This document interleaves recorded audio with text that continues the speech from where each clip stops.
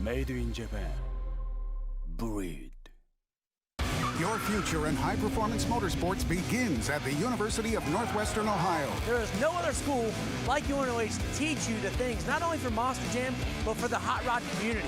With 70% hands-on learning, no out-of-state tuition, and top-of-the-line instructors, you'll go from learning to earning with the industry leader in motorsports education. I love waking up to come to school. This facility here has all the tools, instructors, and knowledge that you need to go out and be successful in the field. Your journey to the fast lane begins at UNOH.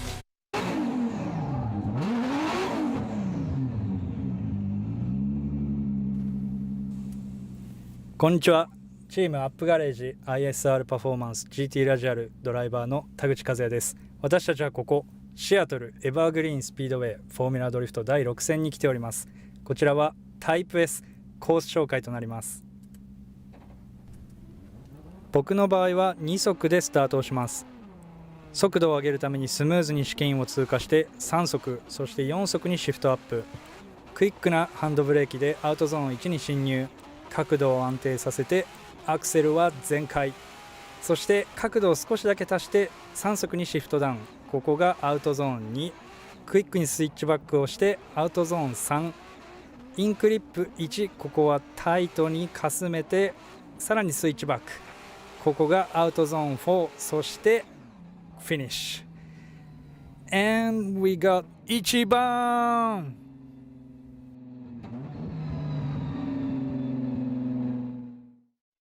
Formula Drift is brought to you by Toyota, Let's Go Places.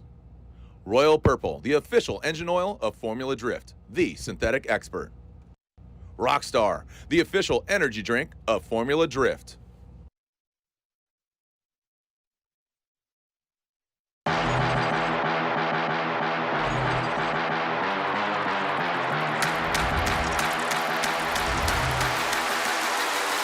Booyah! The Formula Drift Championship heads across the country to the Pacific Northwest and Evergreen Speedway. The battle in Seattle, as it's known, begins now. What it do? I'm in my zone. I'm in my zone. I'm in my zone. I'm in my zone. I'm in my zone. I'm in my zone. I'm in my zone. I'm in my zone. I'm in my zone.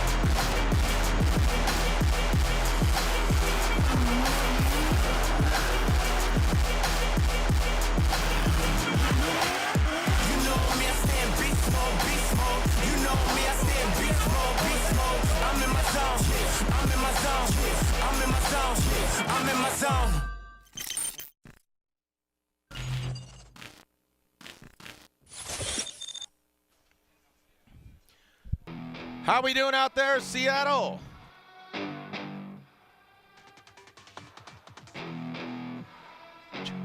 How we doing out there, Seattle? Make some noise!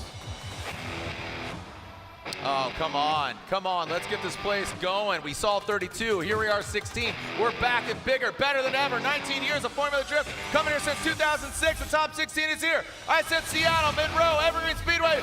Pound your feet and make some noise!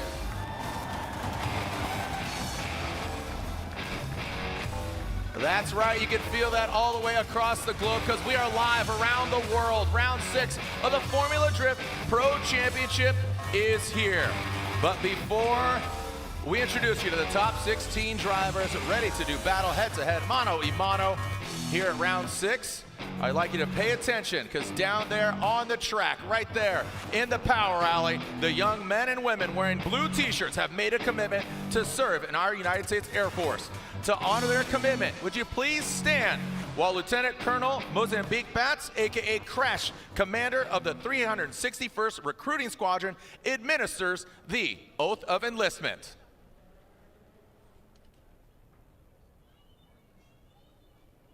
Thank you, Evergreen Speedway and Formula Drift, for this opportunity for these young men and women. Especially I want to thank and put a shout out to the family members and the loved ones who are supporting them and will support them as they go and serve the greatest Air Force in the world.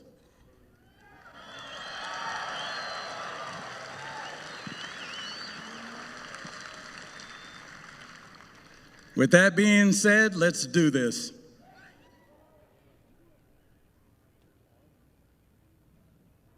Raise your right hand. Repeat after me. I state your name. Do solemnly swear that I will support and defend the Constitution of the United States against all enemies, foreign and domestic, and that I will bear true faith and allegiance to the same, and that I will obey the orders of the President of the United States and the orders of the officers appointed over me, according to the regulations and Uniform Code of Military Justice. So help me God. Congratulations. Thank you to the young men and women, and again, Lieutenant Colonel Mozambique Bats, aka Crash. Now please remain standing and remove your hats. For the national anthem, presenting the colors, McCord Field Honor Guard, and singing the national anthem, Staff Sergeant Dorian Burris.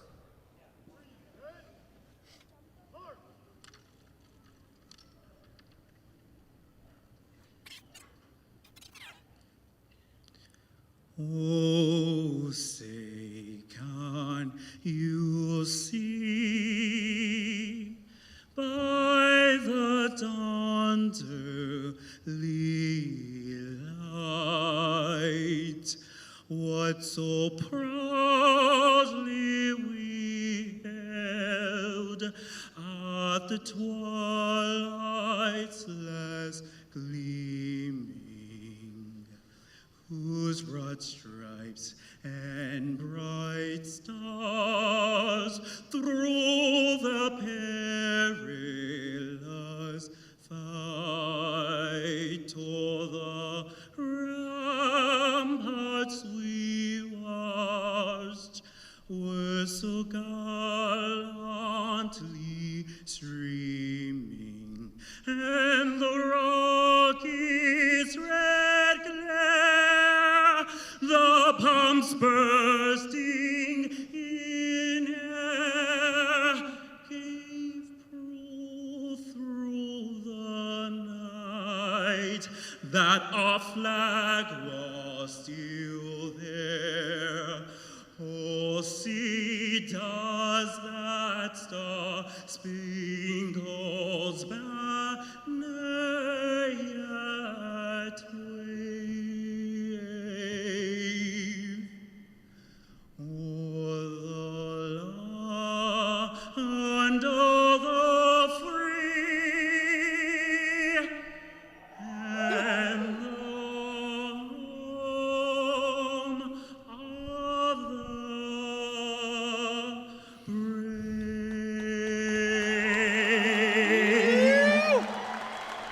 Thank you so much.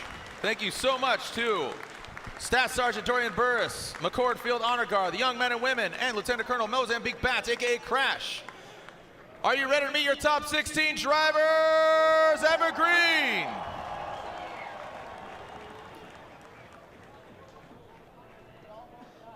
All right, here we go with the first car parked right there towards that finish line of this iconic track. You see the teal and blue, you see the gentleman rocking the Lucas Oil through the veins, Falcon tires, Ford Mustang, originally from Kalamazoo, Michigan. Make some noise for JTP, Justin Pawlak.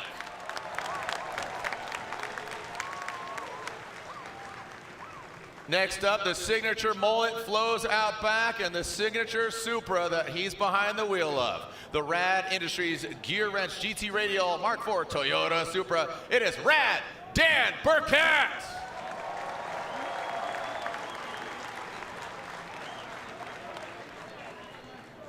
Next up, from the Bay Area, the 777 pilot of the Falcon Tires Drift Cave Corvette, feeling the heat wave, your current points leader. It is Matt, the Beast of the Bayfield.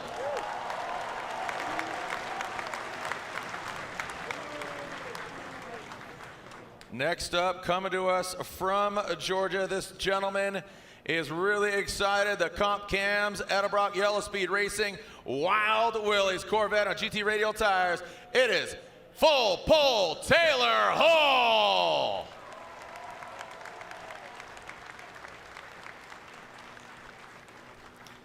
This gentleman comes 6 in points into this round of competition. Originally from Pennsylvania, now living in Florida. He bounces all around the country, having fun. Say howdy, get rowdy, COD, Chelsea on delivery. Driving that 2022 Pennzoil BC Racing Ford Mustang RTR Spec 5D on Nitto tires. It is Chelsea Denofa.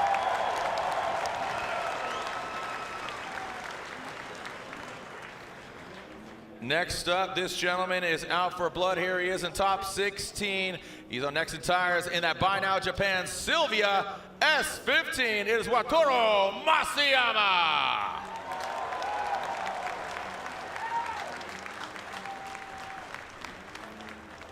Our next driver, it's a family affair. He's got one of his daughters, he's got 2 of his daughters down there. One on the car, one in his hands. Make some noise for the former champ. Piloting the FCP Euro Liquimali Bilstein GT Radial BMW, it is Michael Essa.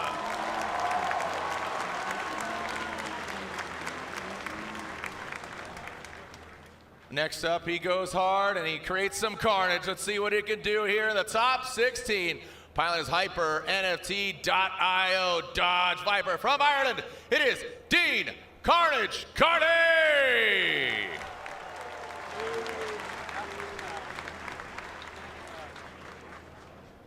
One of your local own here. He cut his teeth at Evergreen. His mom, his family, his grandma, grandpa, they're in the building. Make some noise for him as he is throwing on, yeah, that is a vest from Walmart. Because you know him, you love him. Pilot that Travis Reader GT Radial BMW.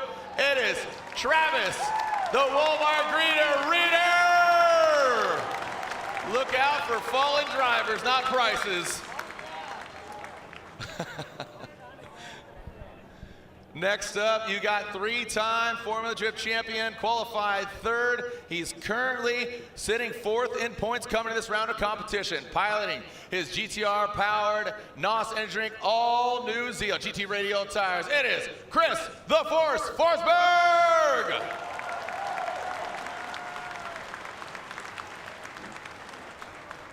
Next up, this gentleman is fighting for it, always has a good time. Let's see what kind of dance moves he's got on track, off track. He's ready to throw down a Harp Engineering 2650 Supercharger this year. Evil AutoWorks Prisma Labs Nissan 370Z. Make some noise and some moves for Jeff Jones.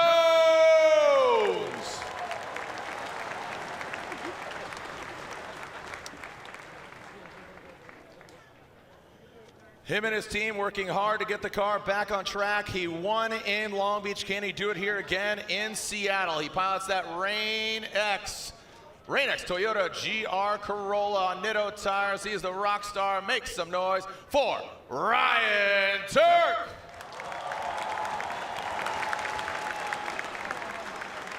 Leave the dance moves to Jeff and his team, Ryan. It's okay.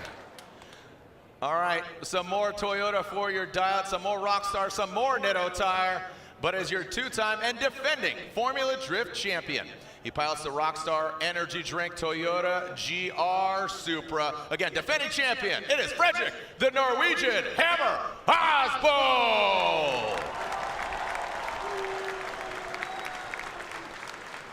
And also right in between those 2 Toyotas, you got a Dominican Republic sandwich, you got America, you got Norway, and right in the middle, his car's being worked on, and he's gonna throw down in the Jardot Metodam Toyota GR86 Mobile One Nexon tires. It is Jonathan Castro.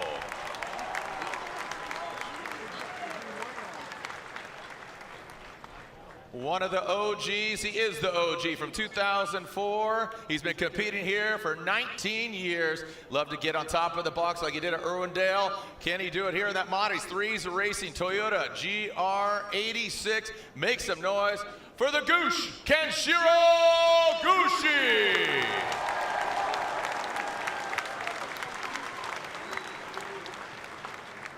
Next up, last but definitely not least, he's on two wheels on the salt flats out in the hills of California. He's on jet boats. He's even high flying in the sky in that very vehicle earlier today. Again, you're Pacific Northwest Snoqualmie, Washington's the Royal Purple Falcon Tires BMW O'Reilly Auto Parts. It is Dylan the Dozer Hughes. There are your 16 drivers, 15 vehicles, and who is ready to send it here at Evergreen Speedway, round 6 of the Formula Drift Pro Championship. Stomp your feet, Evergreen, make some noise! When we come back, it's time to get down here at Formula Drift in Monroe, Washington. My name's Jared Deanda. Ryan Lontan will be joining me up here. We've got Lorette Nickel down on the ground. When we come back, head-to-head drifting action. How does one car going wild in the mall help us tell the GR story? You're right. We need more cars.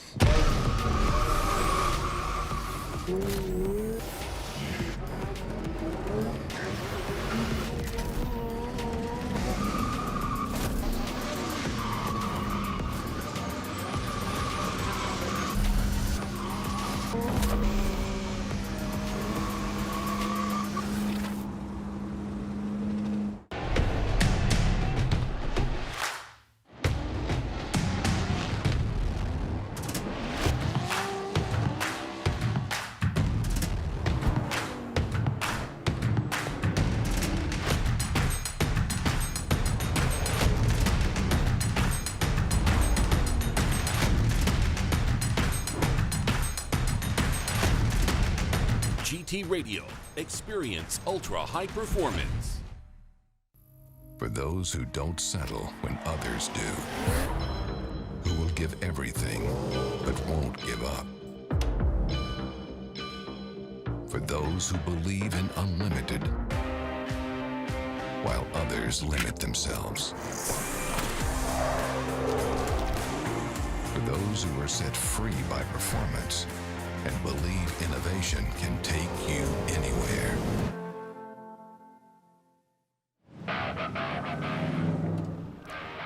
All right, welcome back here to Evergreen Speedway, and you can see the backdrop here is absolutely picturesque, but you came here for the loudness, you came here for the smoke, you came here for the comp, and we're about to deliver. So we met those top 16 drivers, the 15 vehicles. Hopefully Castro gets this car together, but joining me up here in the booth, representing United States Air Force, is Senior Airman Flores. Senior Airman Flores, thank you so much. Thanks for joining us up here, and thank you for your support of Formula Drift, the United States Air Force. And first off, where are you from?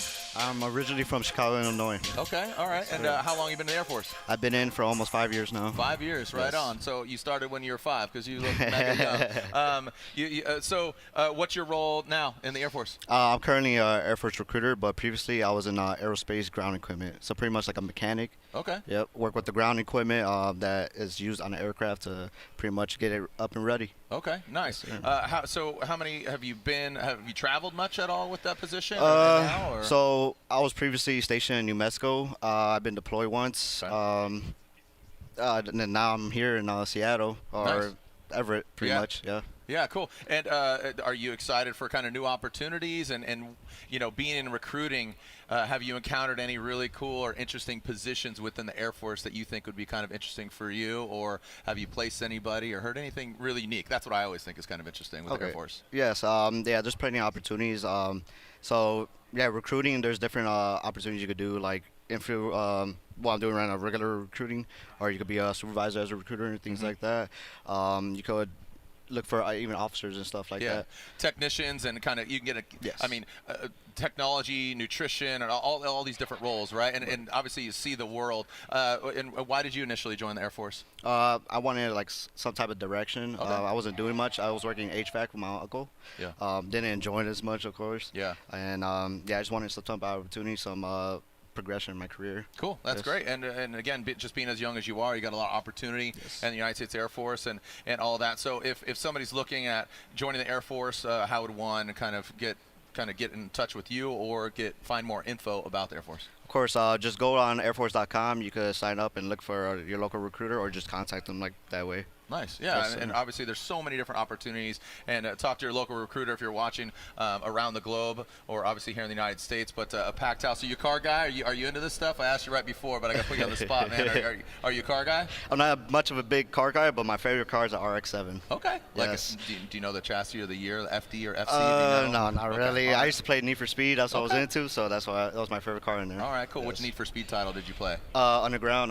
2. Those are my top. Did you play Pro Street? Did you ever play Pro Street? No, I never played that one. Well, I was in that one, so okay, it doesn't matter. All right, all joking aside, thank you so much, and thank you for your support. United States Air Force of not only our series, but what I think is the best country in the world. I'm just kind of, biased here, but thank you so much. Again, when we come back, we'll see head-to-head battles here. Again, thank you to Senior Airman Flores. I'm Jared Dienda. When we come back, head-to-head battles, baby. We're going to send it here. Round 6 of the Formula Drift Pro Championship. We got a packed house. Guess what? It's sold out. You pay for the whole seat, but you're only going to use the edge. When we come back here at Formula Drift in Monroe, Washington.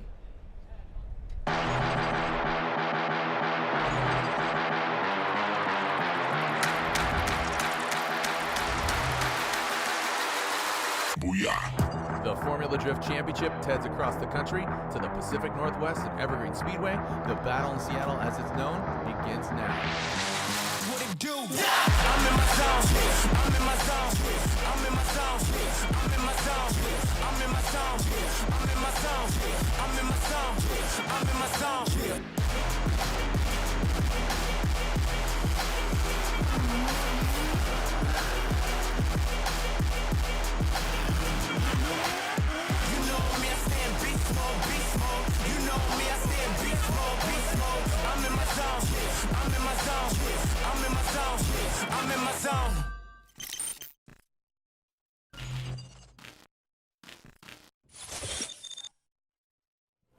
And there we are. This is a look at the overall bracket. You can see some of the battles, statistically looking, might be, kind of leaning towards one way or the other, but looking at Dan Burkett, Dean Kearney, Ken Gushi versus Frederick Aasbo, all Toyota battle here. Matt Field versus JTP, an all Falcon tire deal here.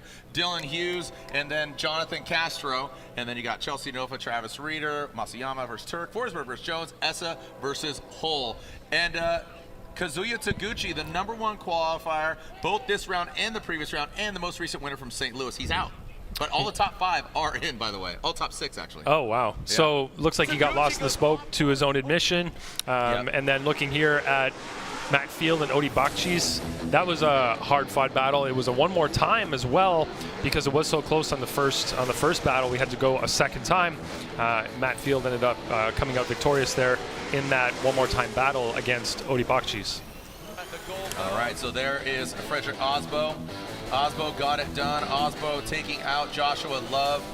And you got to keep in mind, he's 35 points behind Field. I believe it's 38 for Ryan Tuerck.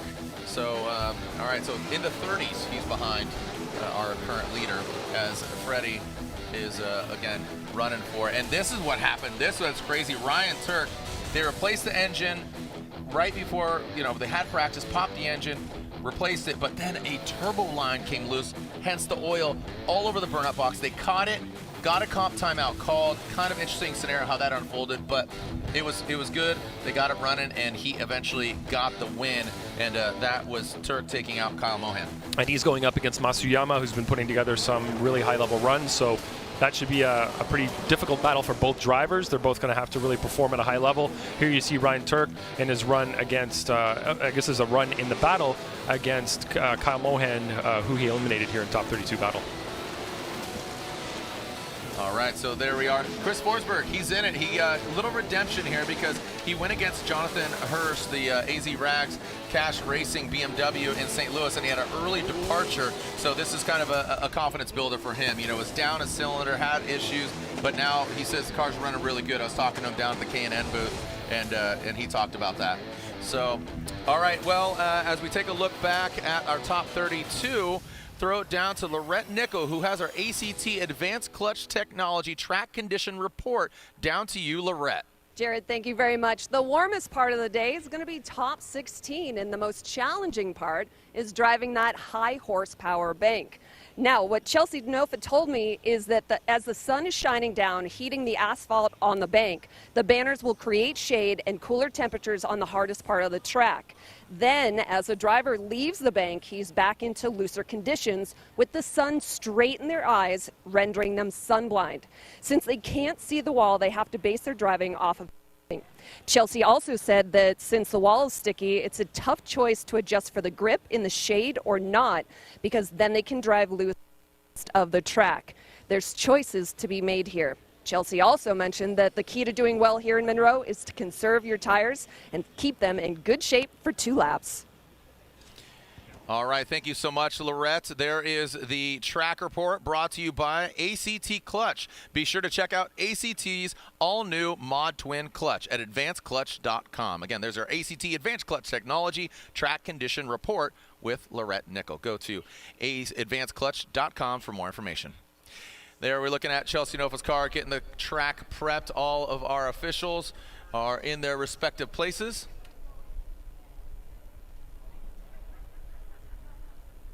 And the track is good to go, is clear, and I believe we should be getting cars in the Pedal Commander burnout box in a little bit.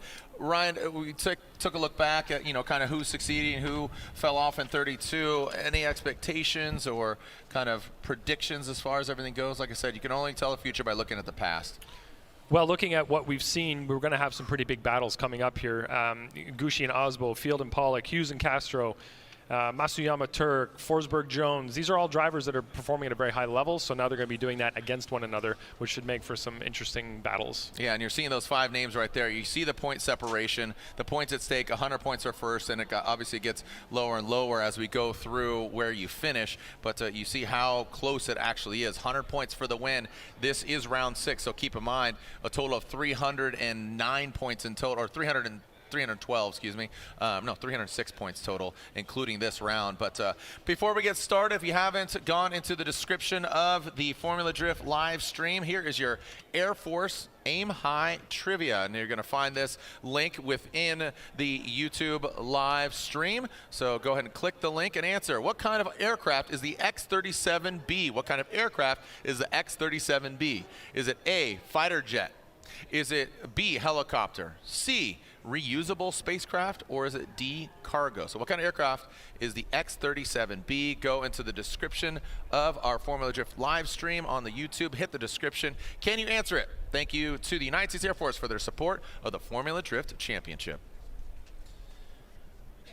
Getting everything settled and getting it right. Again, my name is Jared Dienda. I've had the pleasure of announcing the Formula Drift Championship for 19 years. Our judges, Ryan Lontaine, my co-host and judge, Brian Eggert, and Chris Yule. Those are 3 judges, and here is our first battle. Dan Burkett, Dean Kearney, Washington versus Ireland. And here we go with our Royal Purple top 16. Our first battle of the top 16 as things just start to coalesce and just coagulate here on track. It just gets gnarlier and gnarlier as we finally find out who will be on top of the box here at the battle in Seattle. Dean Kearney, HyperNFT.io. Metacars in the metaverse. Hypercars, I should say. Here we go. Dean Kearney initiates with that Dodge Viper in tow. Good initiation there by Dean Kearney. Works his way high on the bank as opposed to Burkett. He's got good proximity, but it needs to be higher. Now come into that power alley. Whoa, Burkett really pushes. He held that a little long, but look at this. Woo, bangs on the side of the Viper. I believe there's contact. Look at the flames. Burkett lunges back and forth. Oh man, it's an arm wrestling match. What a great way to start the top 16. Wow. Wow. Hey, Seattle, I've never done a wave in the top 16. I think we need to get one going here. Oh, look at this. And already, Dean Kearney calling comp timeout, 5 minutes. Yeah, nice initiation from Dean Kearney, and you can see Dan Burkett is right there with him around outside zone 1. Dan Burkett drops off slightly, a little bit less angle, but then matches his line again near the end of the zone. Good job through outside zone 2. Gets a little kind of choked up there at outside zone, between outside zone 2 and 3. Good job on proximity, mimic, everything from Dan Burkett. He's really pushing harder than I think we've seen him push. Maybe not all season, but for the majority, he's pushing really hard right now. You can see that he's putting on a lot of pressure, getting really, really close and taking some chances.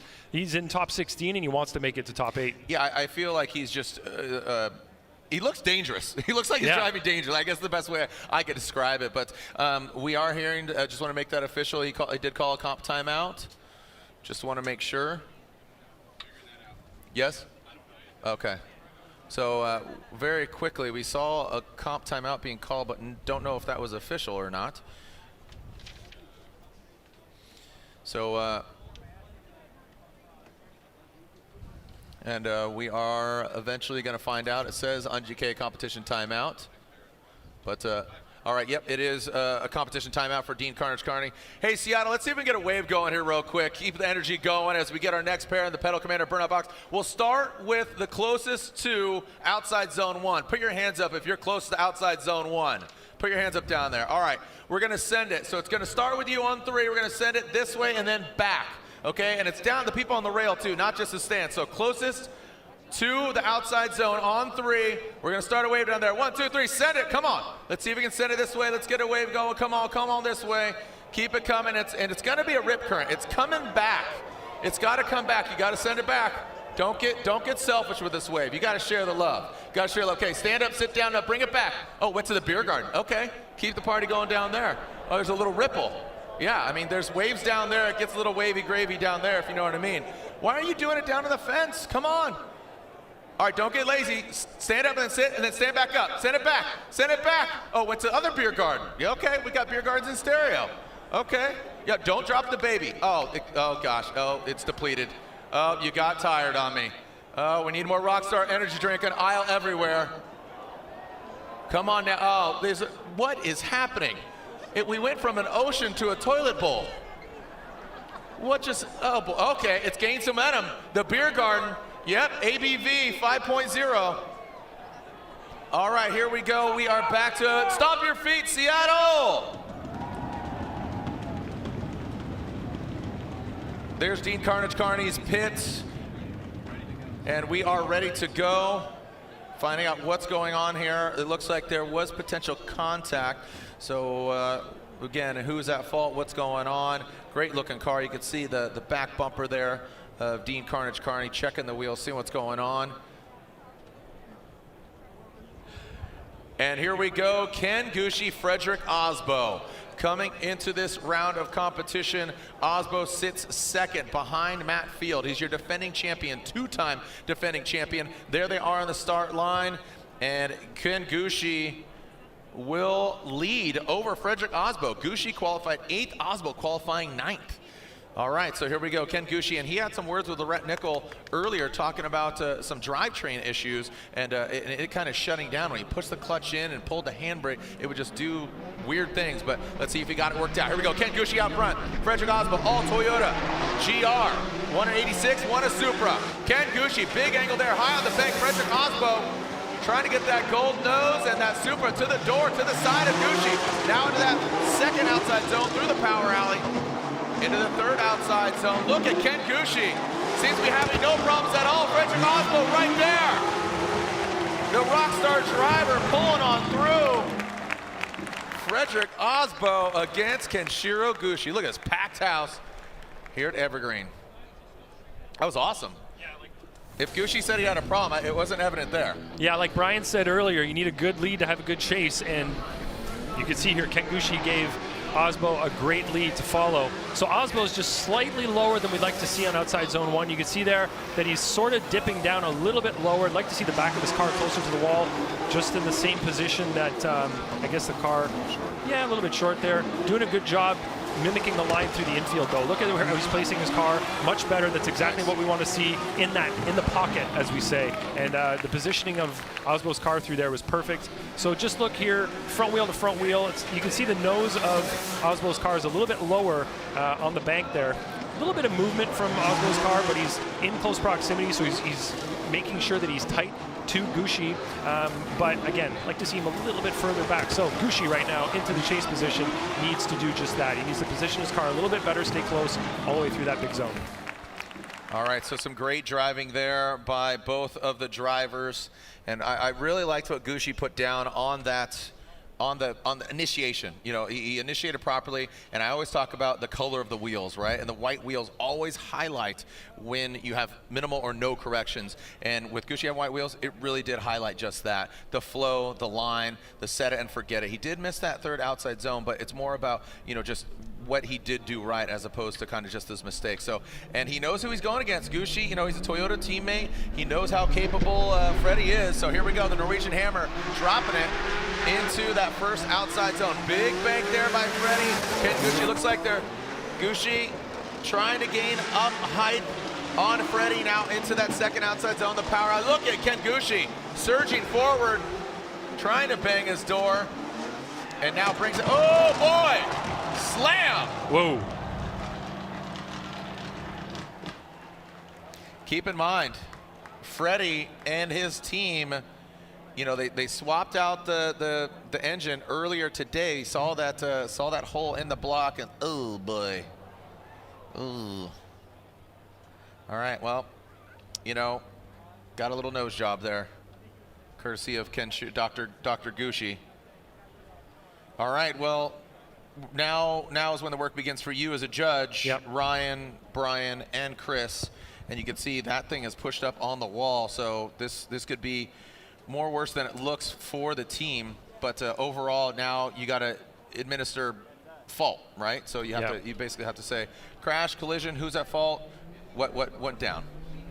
So, as we watch, this is the second run, so we'll just have to find a winner from this one. But looking at the chase position, of course, the lead, you can see Aasbo there doing a great job on outside zone 1. And Gushi's kind of doing exactly what Aasbo did when he was in the chase position.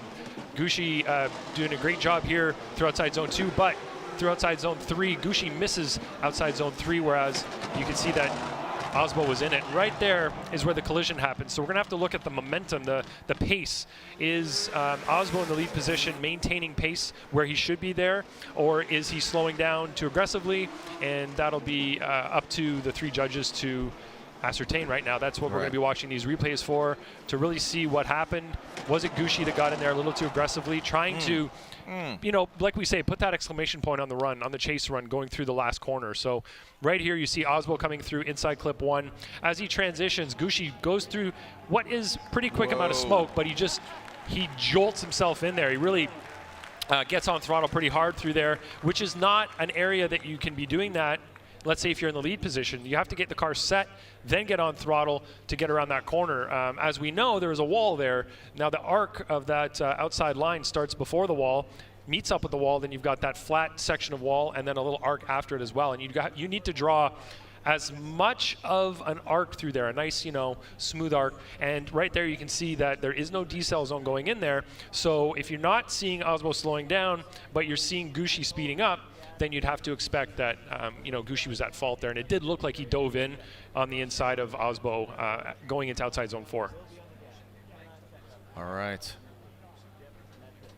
So here we go as far as, you know, taking a look. You can see Freddie here banged up, that back right, back right, and that back left, and then that front right corner. Everything just bounced back into shape. It's kind of hard to tell where oh, there we go. Now we can see it. I don't know if it really bounced back. Well, now we can see the damage. From the top, you kind of couldn't tell, but now we can see the big kind of scratches and dents in the back there. Yep.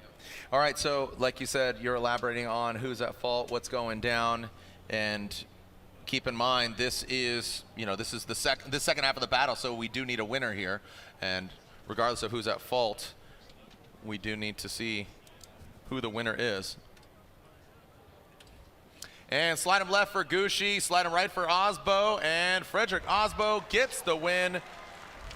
Aasbo gets the win and will advance on into the Great 8. As his team repairs his car. Right. Yep. And just, you know, a lot of contact this year. We've seen a lot of bashing. And speaking of bashing, that's Sean Hillier there. And I know they've had to repair a lot of vehicles here. There is the Ken Gushi, unfortunately knocked out. But in that situation, he had to push as hard as he could. He had to get very aggressive at the finish line. And you can see him there smiling and shaking his head, talking to Aasbo. Sorry, man. Didn't mean to do that. Yeah. And Aasbo said, that's okay. I don't have to fix it anyway. Just Oh, no. That's not okay. I'll tell you what. I know it's some a lot of work. I know some people on his team. So that's who he should go hug. He did. Gushi went and hugged to Hillier. Sorry, man. Because that gentleman right there, I know he's kind of like, bro. Because I know in St. Louis they got into it. They touched noses and, you know, it gets pretty chaotic.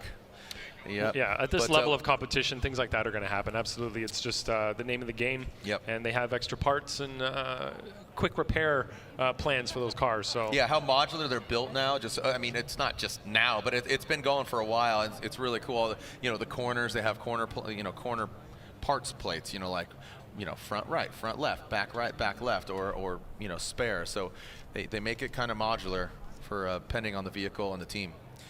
All right. Lorette, just want to hear from you. What's going on with Dean Kearney? What happened?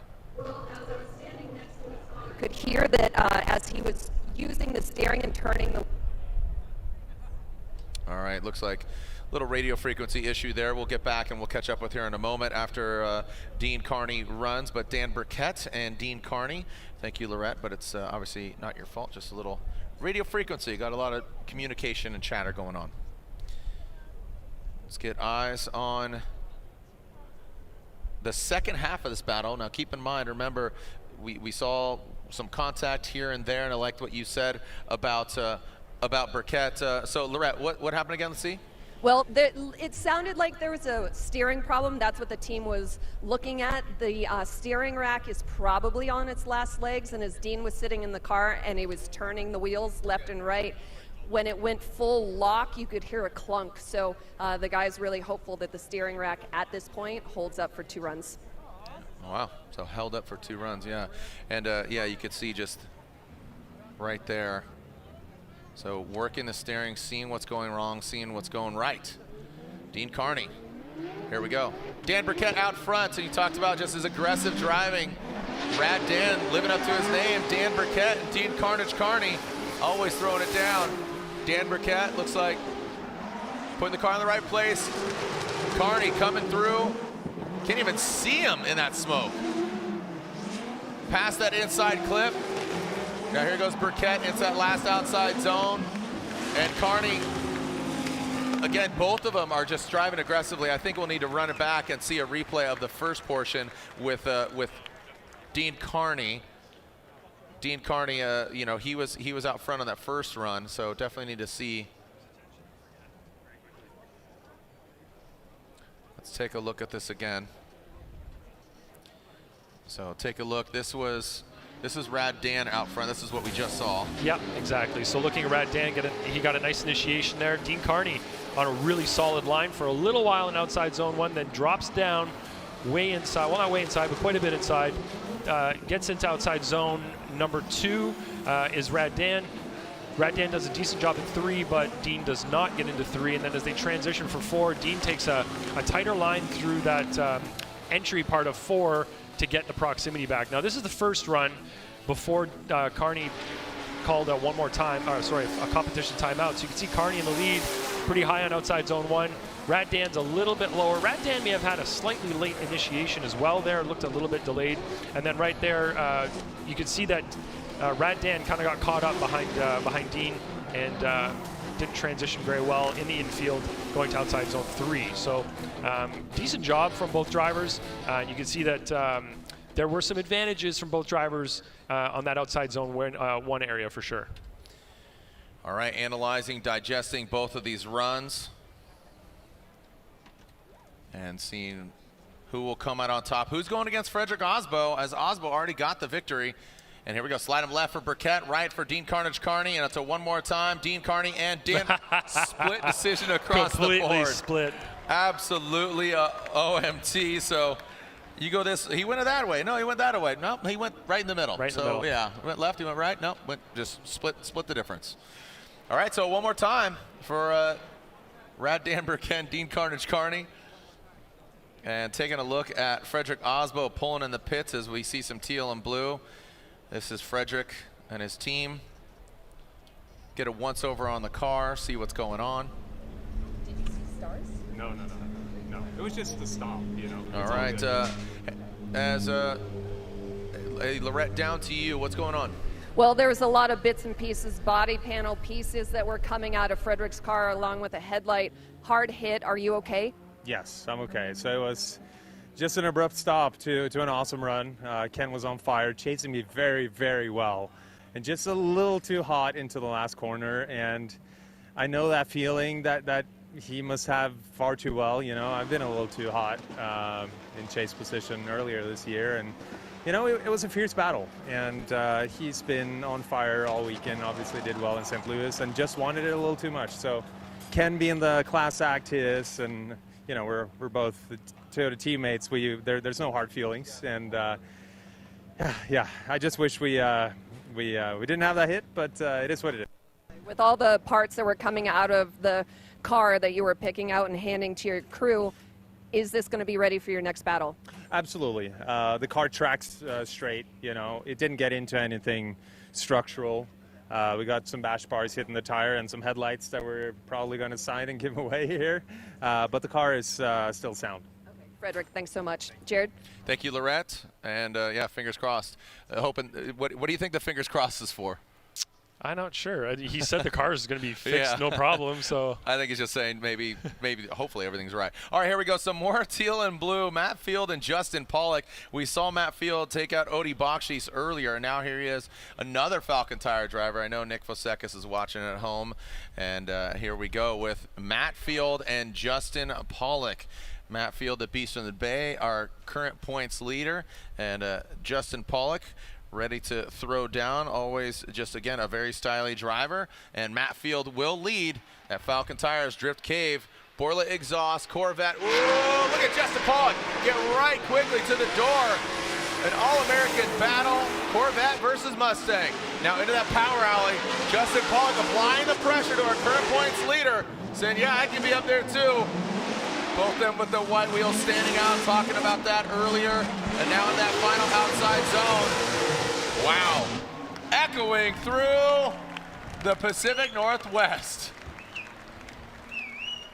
That exhaust note, man. They heard that all down in Seattle. Yeah. All right, looking at the replay here, coming down the acceleration lane to initiation. Good job by both drivers. You can see Pawlak there close, but the car's moving around quite a bit in the chase there. You can see a bit of wavering from him as they come to the power alley. Field gets a tire in the box at outside zone number 2 and 3, but doesn't really fill them fully. GTP's just a little bit inside of that still, coming through outside zone number 4. Pawlak sort of falls off just a little bit in terms of proximity. So looking here again at the, right there, you can see Pawlak inside quite a bit on outside zone number 3. And then as they come to 4, Pawlak right there just has a slight hesitation, falls off a little bit just before the finish line. All right, let's see how they execute on the second half of this battle. Justin Pawlak getting the clean air. And here we go. You can see him already on the start line. Let's see who throws it down. Again, Matt Field, current points leader, going for that championship. Talked to him earlier. And here we go. Justin Pawlak initiates. Aggressive initiation. Look at the massive angle from Justin Pawlak. Has to take a little out of it, but absolutely flying through the bank. Justin Pawlak. Quick little correction, massaging it into that second outside zone. Big angle from Pawlak. Massive counter steer here from Pawlak, and Matt Field sticks it to that back right corner. Dude, the amount of angle that Justin Pawlak had was unreal. Your thoughts? All right, as they run up to initiation, Field is pretty close there, gets the car initiated, but has the same issue as Pawlak did on his lead, where he's sort of wavering a bit. Pawlak was lower on outside zone 1 early on than Field was on his lead, and then right there you can see both of them wash out a little bit going to outside zone number 2. Both of them sort of miss outside zone 3, coming towards outside zone 4. I think Field was a little bit closer to the finish line, but they both had some of the same issues. You can see Field moving around, or sorry, Pawlak moving around in the lead, throw some big angle there at the end of the zone, and then they both sort of wash out a little bit. Pawlak does get into zone 1. They both miss zone 2. They both miss zone 3, going to the inside clip, pretty tight for both of them. And then, zone 4, I'd say that Field was a little bit closer there. We do have a side-by-side coming as well. This is really trading small errors here for both drivers. Well, in some cases, big errors. In outside zone 1, I'd say that both of them in the chase position had some pretty significant wavering in the car after initiation. And the speed they're going, the grip that are in these cars, it's difficult to keep them at angle. So let's see in the chase position how both of them do. So initially, Pawlak is closer on the chase. Yeah, Pawlak's definitely closer in the chase position there on outside zone 1 than Field was. And then coming into the infield, they both have a couple of errors in there as well. Pretty much the same proximity from both of them until the last corner there where Field is a little bit tighter over the finish line. Ryan, taking a look at the stats here of our fans watching online, 41% says Matt Field gets the win, 36% JTP, and 24% saying one more time.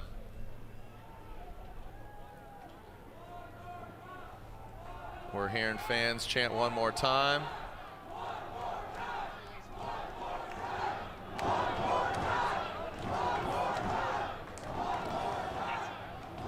Want to thank Kid Rock for being with us. Thank you. Here we go. Matt Field, Justin Pawlak. One says Matt, one says Justin, one says 2 says Matt Field. We are not on the same page today, the three of us. You sided with JTP. I did, yeah. And then the other 2 went with Matt Field. Make some noise, Seattle. Matt Field, our points leader, gets the win. Yep. So definitely a close call there. But Matt Field gets the win and advances on. So again, we have Burkett and Kearney that we go against. But here's the dozer, the brozer. Dylan Hughes going against Jonathan Castro. Shout out Nate Hamilton, how we doing? The Ham fam watching. Hashtag FDSEA, let everybody know you're watching. Tag us at Formula D, keep the conversation going. Dylan Hughes, Jonathan Castro. Dylan Hughes, notably the winner in Orlando. Jonathan Castro, here he is. He went against Joao Berrion, and it seemed that he's getting that car just tight and right with every turn and burn, but Dylan Hughes win in Orlando. Can he do it again here in Seattle? This is his home track. The Royal Purple Falcon Tires, O'Reilly Auto Parts. BMW, big angle from him, high on the bank. Castro, great proximity. Both of them kind of wavering. Castro, great proximity by Castro. Coming down into the power alley. Both of them filling that second outside zone. Castro dives in on the inside. Not the proper line by Castro, unfortunately, but he still holds on that proximity. A good job. That composure there, you really easily could have lost it and spun or balked or checked up. He maintained that, but he just took the wrong line going into outside zone 3 and then into 4 and threw him off. He was incredible through outside zone 1. So let's watch the initiation here. Both cars getting to angle pretty similarly. You can see Hughes high on the zone, Castro a little bit lower, but then falls back into that the right line with that great proximity. So he did a little compromise early on, but Castro transitioned too early. He should have hung on to outside zone 2 a little bit longer and then transitioned the car for 3. And because of that, went quite a bit inside, didn't have the momentum.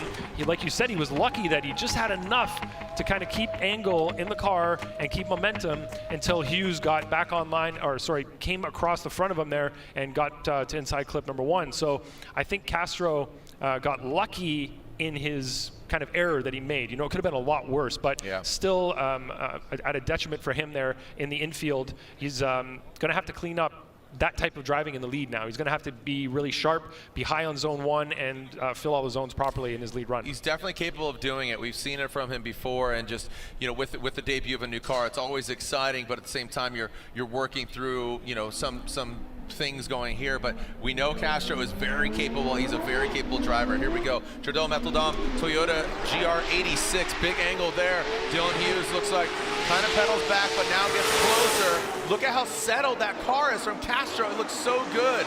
And now into that second outside zone. Here comes Dylan Hughes. He takes that nice approach into that third outside zone. Wow.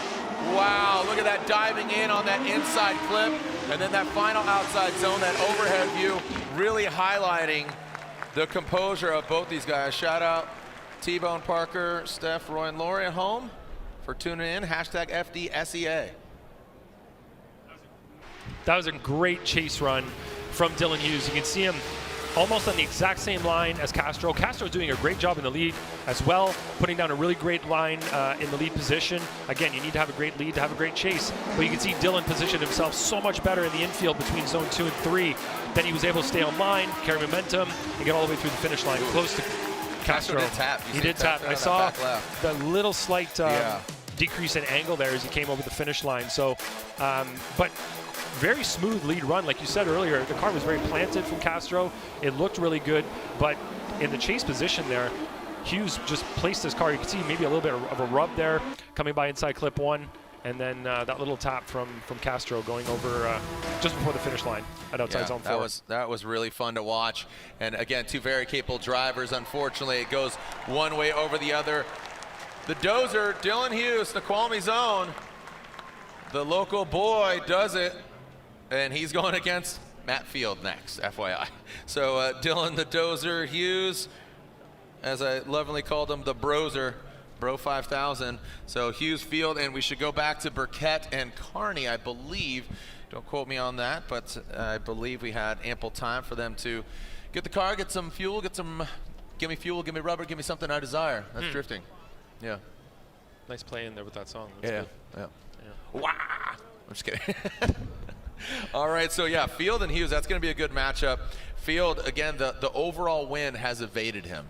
It's just, it has not happened for him this year. We've seen him win at other events, but I was over there at the K&N party, and we had Hughes come through, Field, Federico Sharifo, even Larry Chen was joining us, and it was cool to talk with them. Candidly, Ryan Tuerck was over there and talking to them about their battles. And I talked to Field about his championship. He says, last night I went to bed, kind of thinking about the championship. I woke up, I felt good, but he knew he was going to go against Odie, and he knew that he had to do that. So that was a big confidence booster for him to take down his frenemy, that is Odie Bakshi's. All right, let's learn more about Royal Purple. We'll be right back.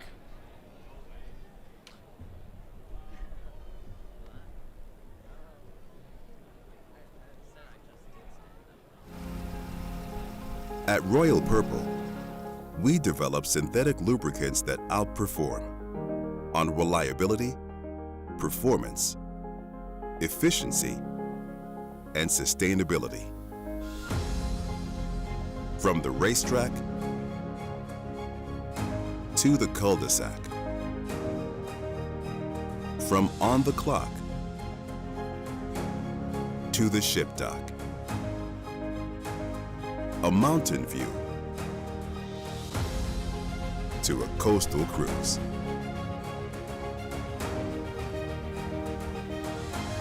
For the highest performance now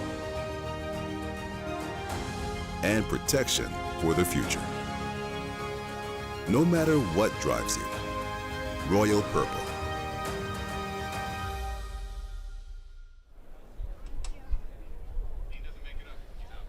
All right, so the scenario is right now the Gear Wrench Rad Industries Toyota Supra is in the Pedal Commander burnout box. There's been ample time given to the HyperNFT.io Dodge Viper of Dean Carnage Kearney. If he fails to pull to the line, or actually just to the burnout box, he will not advance on and will not have the ability to compete. That would mean that Dan Burkett would get the victory. As we're scanning and going over that Dodge Viper, he is right there, but he does need to make his way over there. See if we can see inside there, and not seeing Okay, so Dean, we are finding out that Dean will make it. There he is. He's pulling out now. And now. And now. There we are. All right, so fuel's in. Back it up. Back it up, back it up, back it up. And, all right, so Burkett. Okay, so there is Dean Kearney. An interesting scenario, just having to go over here to Hughes and then going back to that one more time.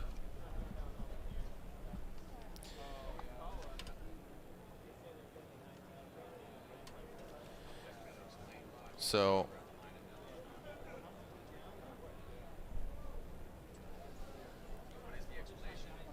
all right, here comes Dean Kearney.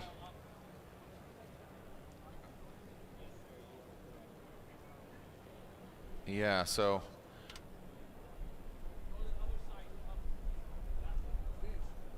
and here comes Dean Kearney. Remember, we with this battle will officially be halfway through the Royal Purple Top 16. So Royal Purple, the synthetic experts, the official engine oil of Formula Drift. And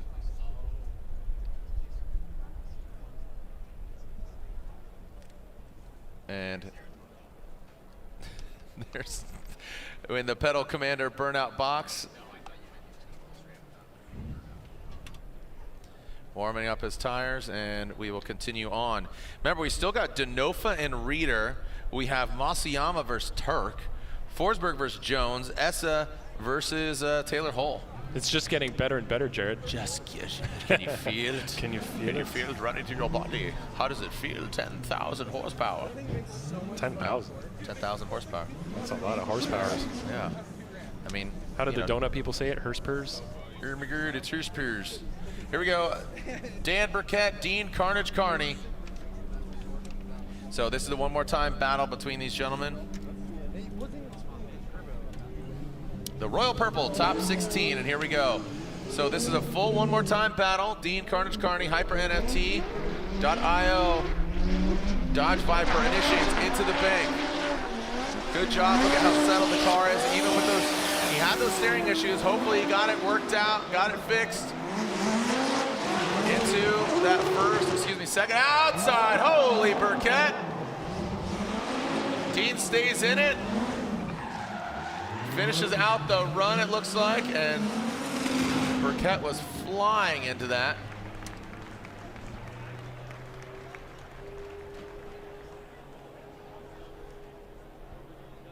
All right, so Dan Burkett comes in hot. You can see that right-hand side going hard right over that Rad Industries logo. That's far from rad. Some people call door marks rad. Yeah. All right, so what happened here, Jared? Looking at the replay, we have Dean Kearney in the lead, doing a great line up on outside zone 1. In the chase position, Burkett is doing great up until this point. So let's see what happened right here. What was that from Dean Kearney? That was a big rotation right there. Do you think he would have made it around that corner to inside clip number 1? Looking at the look at the angle. motion, look at the angle. yeah, the motion of the car, especially from above. Where was he going with that? Where was that car going to end up? Would he have been able to maintain the angle while holding the proper line to inside clip 1?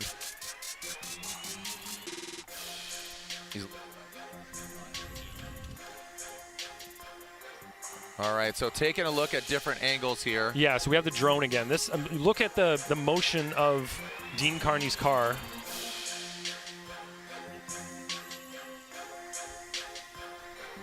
Yeah, you're talking about the trajectory, right? You're looking at Dean's line versus the angle, Dean's line, Dean's angle versus Dan's line and his angle.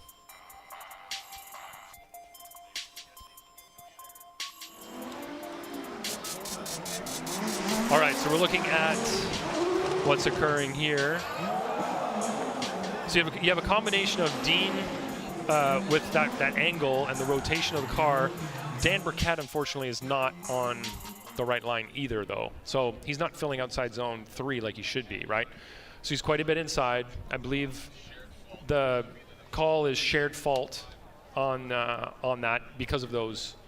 It's the perfect storm. Yeah, exactly. It's the perfect storm. Dean was coming in too hot. Sorry.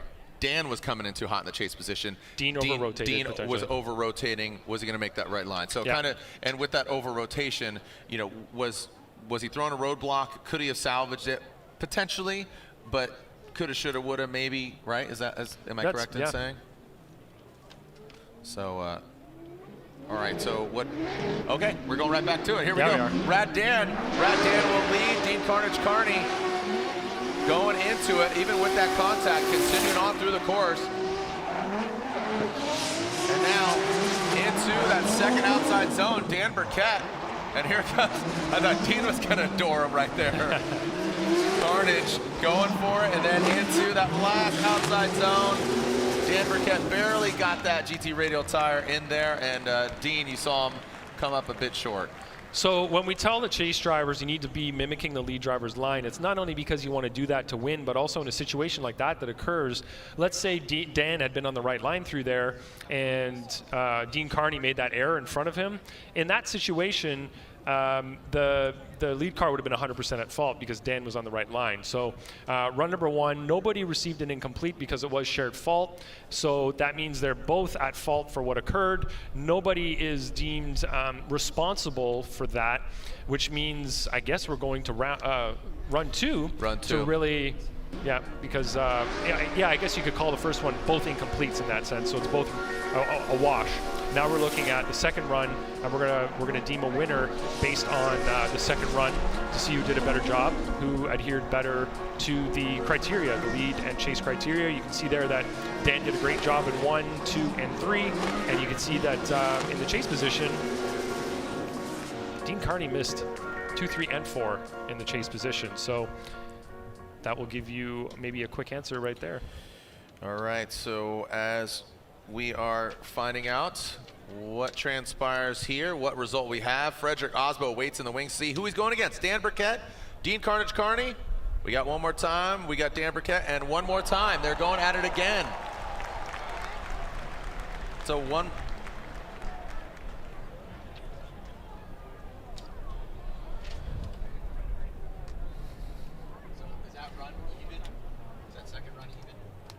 Let's go down to our judges, either Eggert or Yule. Want to wrap out with one of you guys. And Chris, Yule, talking to you, talking and elaborating over here again. Kind of the first one was an incomplete for both of them, or both kind of shared fault. Second run, what was your assessment? Does it default to the second run? Yeah, basically with shared fault, they're both essentially on an incomplete. You can't judge half a run, right? Right. So then we're looking at the second run. They both made mistakes. Kearney in the chase made some mistakes. Dan made some mistakes in the lead. So I'm just going to go one more time on that. All right. Thank you very much. So there we go. And again, 2 one more times. So Burkett and Kearney, this is going to a one more time. And not once, but twice. And now let's move it on. Chelsea Denofa, Travis Reeder. These guys, 2 good friends, good homies. They have a good time on the track. They've driven down at Park, down there in Portland a few times. And I know that Travis Reeder has been an instructor at Chelsea Denofa's drift school, and they've done a lot of track time together. They've had a lot of fun. Sounds like it. Yeah. Yeah. All right, so I was in that area once during COVID, and I didn't make it to the track, and I'm sort of upset because it would have been cool. I've never been there. Yeah. Oh, no, I moved. That's a shame. Reeder's still around there, but Denofa has moved to Florida since. Right. And Does he still have his school down there? He bought a tractor. That was a big purchase. He bought a tractor. A big tractor or like a little lawn tractor? I don't know, but I said, do you have a bumper budget for your tractor? He says, no, you mostly hurt other things with your tractor. Well, let's see what kind of tractor pull we got here from these hot rods. Two V8-powered machines. The Ford Mustang of Chelsea Denofa. Woo, look at that. COD, baby, cash on delivery, or Chelsea on delivery, into that third outside zone. Travis Reeder, the Walmart greeter, coming on in. Oh, man, look at that flick. Love that angle right there. Well done. Travis has really accepted that Walmart greeter title and ran with it. That's pretty solid. I think it's awesome. I think it's great. Of course, you're the one that named that. All right, so at initiation, Reeder's right there on Chelsea's bumper. Chelsea's high on outside zone 1. Reeder's just slightly lower maybe a little bit less angle, but doing a good job on proximity. Chelsea coming to outside zone 2, just I think he dipped his tire in the box maybe, but you can see Reeder there not really filling either one of those, kind of stayed away from outside zone 3 the most out of the two, but does a much better job through outside zone 4, filling it just the way that Chelsea did in the lead. So a couple of little errors there from Reeder in the chase position. Could have been following the line better through the infield. So outside zone 2, outside zone 3, and on one, pretty decent job on proximity, just slightly lower on line, maybe a little bit less angle. So Chelsea has some opportunities here. You can do the same proximity on outside zone 1, but with a better degree of angle and a better line there, and then do a better job of going where the lead car is going through zone 2 and 3 and 4. And he'll be able to win the chase-to-chase comparison if he's able to do that. In the lead, of course, Travis needs to get close to all the walls, great transitions, fill all the zones, and then he'll be kind of par for the course with Chelsea. And we know Reeder is very capable. He won at E-Town in Englishtown, New Jersey. Look at Denofa, sticks it to him. Look at that. Reeder throws some more angle at it. Chelsea mimics him. Coming through the big bank. Come on, Monroe, make some noise. Big angle there, massive angle, and how did Chelsea save that? In that second outside zone, flicking it in. Come on back. This could be the run of the evening. Come on. Woo! Yo! Wow. That was unreal. Run it back, kids. Let's take a look at this again. Woo, that was really fun to watch. Chelsea, look how close he gets immediately, right up on Reeder's door, all the way around outside zone 1, just a slightly lower line, but look at that proximity, and then he gets right back in the pocket, halfway through the zone, follows him through zone 2, gets that transition down pat, follows him through zone 3, tight on inside clip 1, great mimic on transition there for 4, and just, that was incredible. That was a great chase run. Great in lead terms run. of great lead run too. Like we always say, got to have a great lead to have a great chase. And Chelsea just mimicked everything that he did so well. I don't think he was off in a single area in terms of chase to chase comparisons. I think Chelsea's got the chase down pat in this situation. Yeah, that was really, really strong. I mean, from both of the drivers. Very, very well done. Very well done by both these guys, and that just shows the confidence and just, hey, I've driven with you before. You know what to expect. You know kind of the attitude, and mind you, they might have been in just fun party cars, but here they are doing it with their pro cars, and here we are taking a look at the side-by-side. All right, one eyeball per screen, everyone. Look at the proximity from Chelsea on the right side of the screen. You can see on the left there, Reeder's a little bit further back, a little bit more movement in Reeder's car as well in the chase position. Chelsea getting the car placed nicely. Reeder not following him everywhere that he's going, but Chelsea did a really great job in his chase run of really placing his car in all the right places. Placing it in the right place. Placing it in the right place. That was a little redundant on me there, but no, it's fine. I was just excited, Jared. It's so fun to watch. I'm super pumped. That was an absolutely great run. Do we have a verdict? Slide him left for Denofa, right for Reeder. One more time. Chelsea Denofa, and one more time. You guys are really just not. It's a one more time.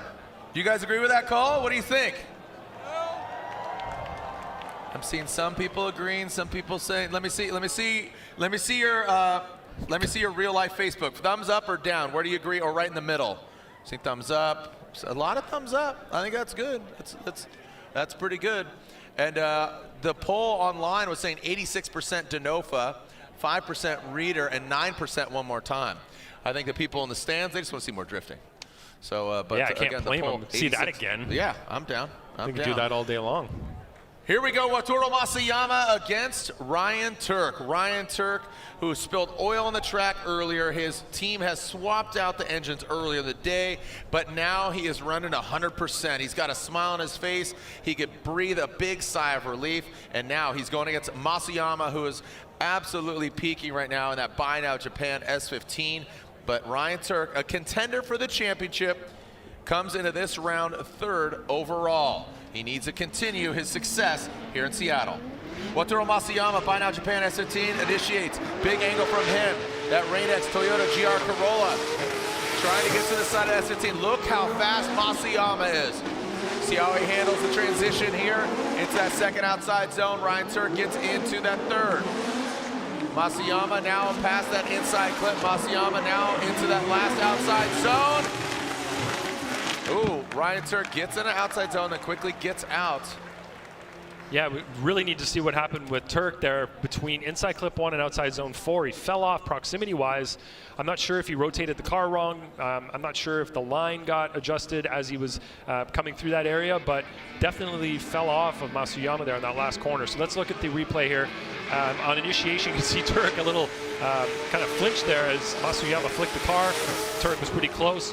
Now you can see Masuyama very high in outside zone 1. Tuerck just slightly lower, not as close in proximity as we'd like to see. Masuyama misses outside zone 3. Tuerck actually gets a tire in the box, so he's doing a little bit better there. But right here, Tuerck goes a little bit wide there and then comes off the zone quickly, about halfway through it. So let's watch right here. Masuyama just gets in the box there. Tuerck does a great job of mimicking through the infield. Great car positioning there as he transitions. This is where Masuyama has a much cleaner line through outside zone 4.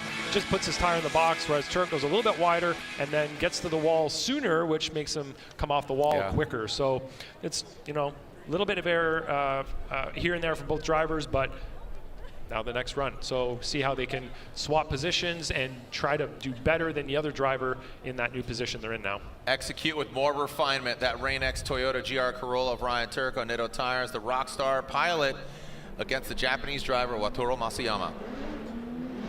Ryan Tuerck and the hot hatchback initiates. Big angle from him. Masuyama saw a little step entry there in that chase position. Now it looks like he found the sweet spot. And Ryan Tuerck now dropping in. And Masuyama taking, an interesting line now into that third outside zone. Masuyama into formation. He's got good proximity. Great proximity, and then into that final outside zone. We're only in the Royal Purple top 16, my man. FYI. Is that it? That's it. Wow. I'm tired. We have a lot more of this to go. I'm like this is fantastic for me, getting to watch more of this. I need to look at Masuyama's initiation here. It looked like it was either very close to being late or no, he got it at an angle, but like you said, there was a step to it. So looking at the line, Masuyama's high with Ryan. He is, proximity-wise, it builds just as they get into that little compression area there at the end of zone 1. Masuyama misses outside zone 3 while Tuerck fills it. And as they come by inside clip 1, nice mimic there from Masuyama. Masuyama on a tighter line through outside zone 4. Of course, he has the proximity, but he took a tighter line through there. So let's look at that compromise. He did make a compromise. Tuerck's nice and high in the zone 1 area, which is, of course, really tricky up on that wall. Masuyama's on a great line in the chase position, though, really positioning himself perfectly. This is where Masuyama dives in, takes that tighter line through outside zone 3, but stays with him at inside clip number 1.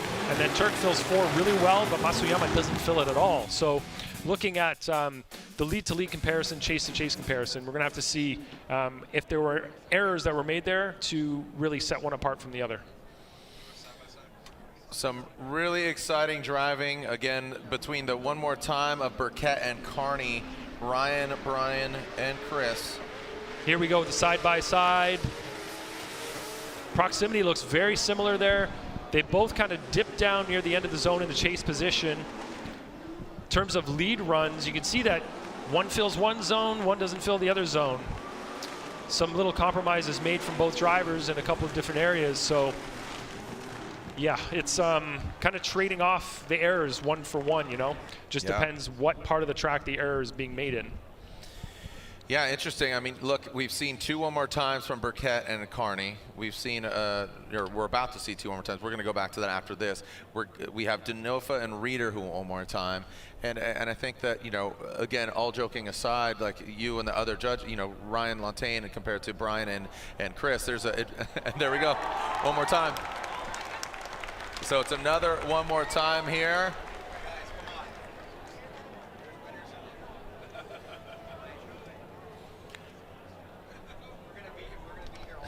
And all right, so another one more time, and that's kind of what I was alluding to, and that's without even kind of looking over your guys' shoulders. But what are you doing looking over my shoulder, Jared? I was not. I said I wasn't. Jeez. Well, that implies that you generally do. You just didn't this time. I didn't this time. Yeah. Yep. All right, so here we go. Dan Burkett and Dean Kearney. And again, you know what? Don't leave in the judges' hands. Just make it definitive. We've seen some gangster driving. It's going hard. And here we go. Dean Kearney, Dan Burkett. So this is not once, but twice. They're going one more time. So TMT. It's dynamite. Here we go. Dean Kearney, Dan Burkett, fighting hard for the money, fighting oh so hard for it, honey. Dean Kearney, look at Dan Burkett. Big angle from Carnage, that Hyper NFT Viper. Fighting for a great 8th spot. Looks like Kearney had a much more fluid transition going from 2 to 3 and then now into 4. Whoa! Was that another little bump there, Jared? I don't think there was contact. You mean with the wall or with the other driver? With the other driver. I didn't see it with my naked eye, but all right. See what the eye in the sky tells us, Jared. All right, as we're running up to initiation, they're pretty close together here. You see both of them get to angle pretty nicely, and then you see their outside zone 1. Kearney's nice and high. You see some movement from Burkett in the chase position. Cars moving around a little bit. Both of them do a good job there. Transition there. Burkett misses outside zone 3 entirely, trying to maintain that proximity. And then they come inside here. Nope, was no contact. Just looked like really close, but Dean might have hit the wall, actually, that back left. Little bump there, huh? Yeah. Yeah, I mean, these guys just going for an 8 position.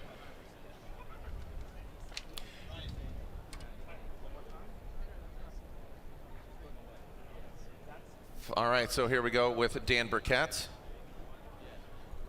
Dan Burkett will lead. And Dean Kearney will give chase. All right. And back at it. Here we go. Into that outside zone. Here goes Dan Burkett. Remember, this is the second run of the second one more time. Dan Burkett higher than Dean Kearney. Dean Kearney taking a lower line. Gets thrown off on that second outside zone. Dean Kearney straightens out, shuts her down. And it looks like as long as Dan Burkett finishes out the run, it is his victory.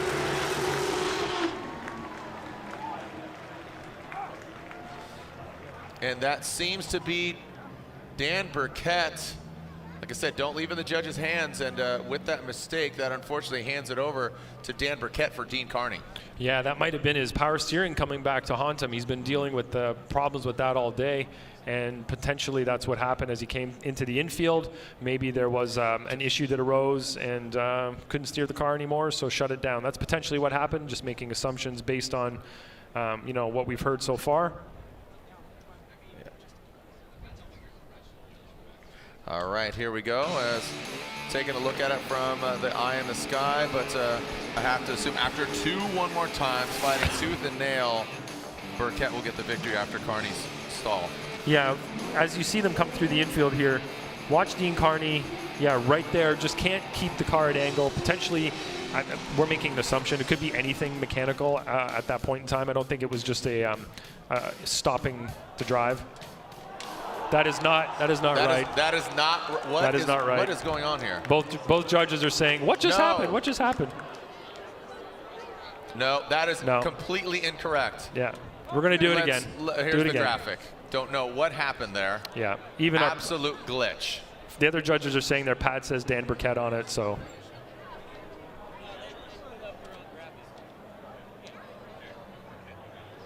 All right, so again, just to clarify, that graphic was incorrect. Dan Burkett gets the win.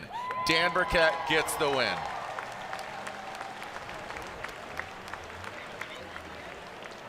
All right, so Dan Burkett moves on. He goes against Frederick Aasbo. Look at Dean. Make some noise for Dean Kearney after 2 battles. Unfortunate. Oh, man. So, yeah, technology was not our friend there. And look, all right. Guess what? Craziness ensues, but let's throw it down to a cool, calm, collect Lorette Nickel. Lorette? It has been a challenging day for a lot of drivers, and if you saw what happened to Dylan Hughes in top 32, you know that it was also a very challenging. Dylan, we saw your car 4 wheels off the ground go into Simon Olsen, a lot of damage on the car. How is everything now?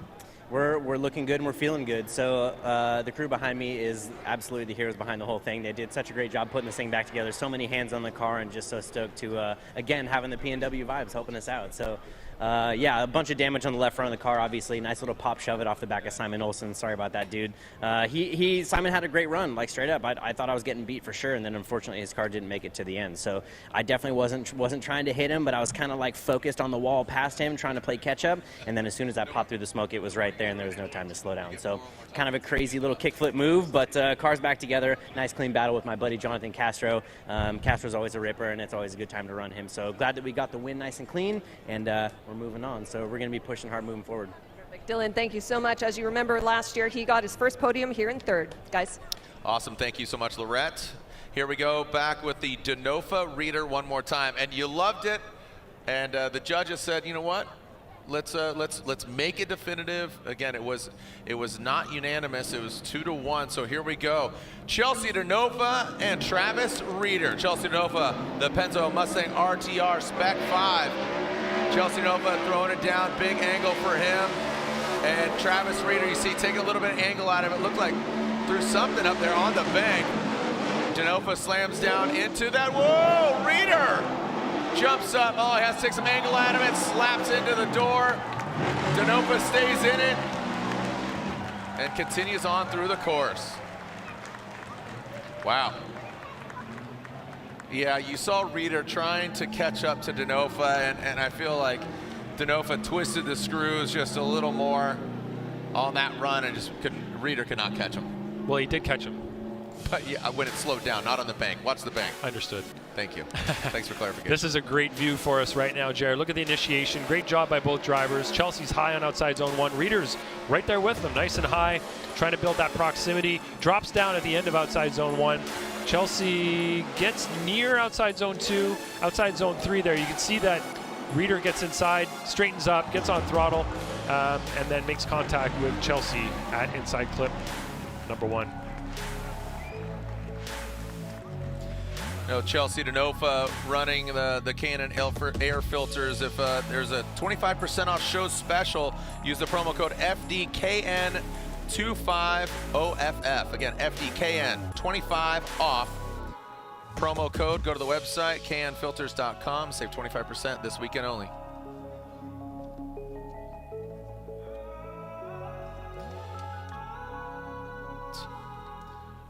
All right, also, for those that are in the building, could you please be mindful and not block the ADA ramps? Please do not block the ADA ramps. Thank you very much. All right, we are seeing Chelsea not pulling to the line, assuming that he's inquiring in regards to who's at fault with that accident.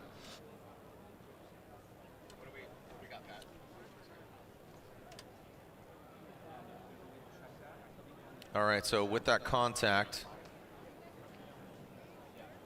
Reeder is at fault, and with that, Denofa will be allowed to take a look at his car. If Reeder wants to look at his car, he will have to use the competition timeout. But right now, it is Denofa who is heading back. He's going to get hands on the car, make sure everything is straight, buttoned up, and ready to battle. And I think that's the necessary thing to do, because he just had an amazing one more time, or excuse me, the first battle was incredible to force it to one more time. So you could see the Pennzoil, BC Racing, Nitto Tire, RTR team. All right, when we come back, more drifting action. How does one car going wild in a mall help us tell the GR story? You're right. We need more cars.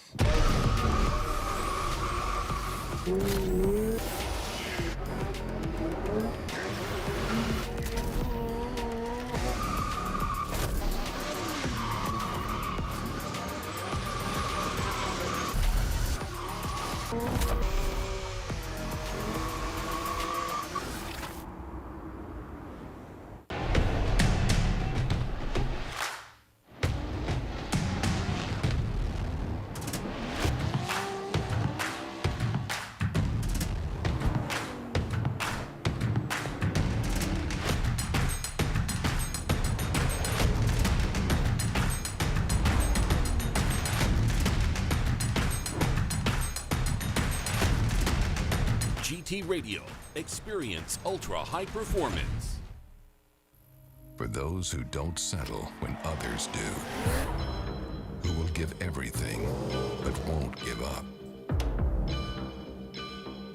For those who believe in unlimited, while others limit themselves. For those who are set free by performance and believe innovation can take you anywhere.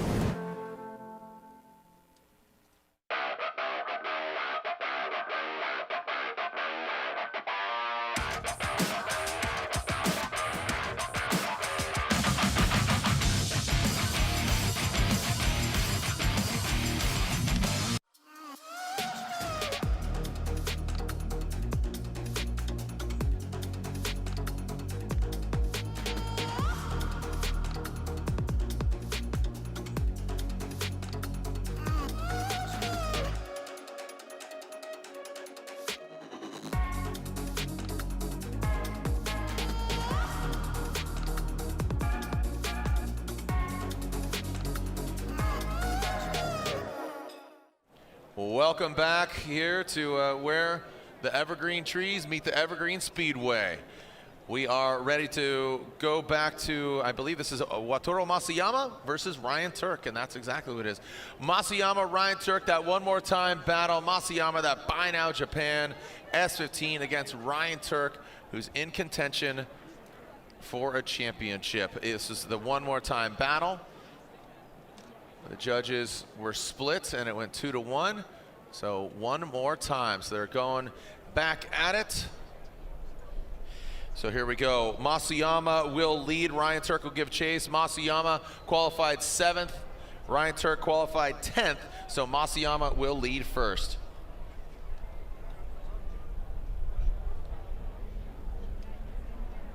Masuyama, the Buy Now Japan Sylvia S15. Let's see what we got. There we go. Masuyama initiates right in front of the nose of that Toyota GR Corolla. Masuyama, big angle from him. Ryan Tuerck lunging forward. Masuyama holds rock steady. Oh man, exploding that candle, that cone. He saw the door open and quickly close there on Ryan Tuerck. Now coming to that final outside zone.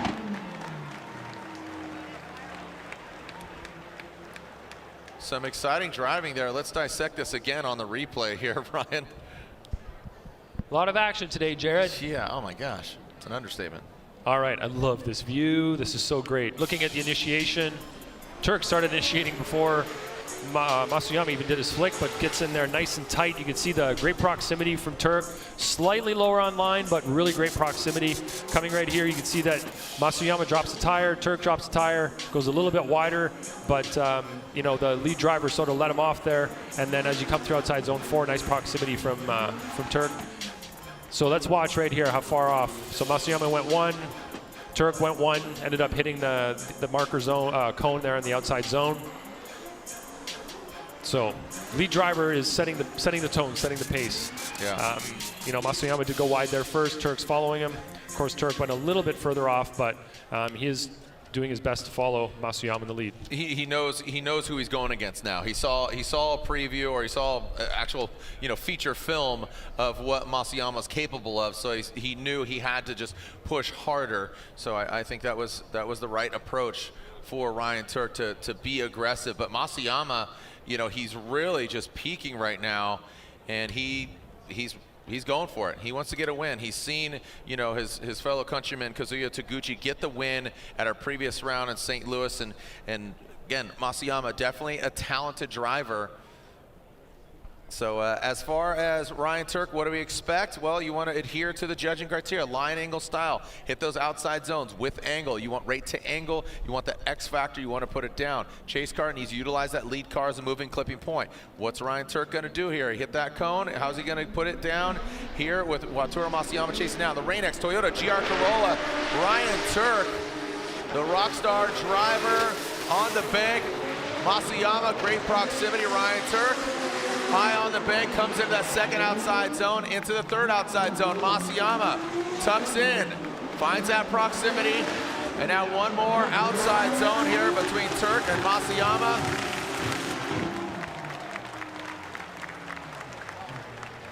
Man, we're in the 16. We're in the Royal Purple Top 16, and we're seeing just this caliber of driving, and that just is a testimonial to the progression of the sport and the driver's abilities. All right, looking at my favorite view, I'm sure everybody's favorite view. Very helpful, very informative. Let's look at the initiation.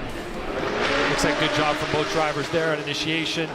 Tuerck is high on outside zone 1. Masuyama's right up there with him. A little bit of lack of angle there from Masuyama for a brief second, and then they come into the infield. Good job from Tuerck and Masuyama. Masuyama doesn't get as deep in outside zone 3 as Tuerck did, and as they come through inside clip 1, Masuyama's mimicking really well. Tuerck fills 4. Masuyama doesn't really fill 4. I don't know if his tire got on the outside line of that zone, whereas Tuerck was in it. But great job from both of them here. A lot of high-level driving. So Tuerck, great job there in 2, 3. We saw Masuyama not quite filling it, but Tuerck did. And then outside zone 4, this is where Tuerck does go deeper. Yeah, Masuyama might not have even got near that zone. So in terms of comparing errors or comparing wins, let's say, in the lead position, you know, Tuerck both and Masuyama high on outside zone 1, getting deep into those zones.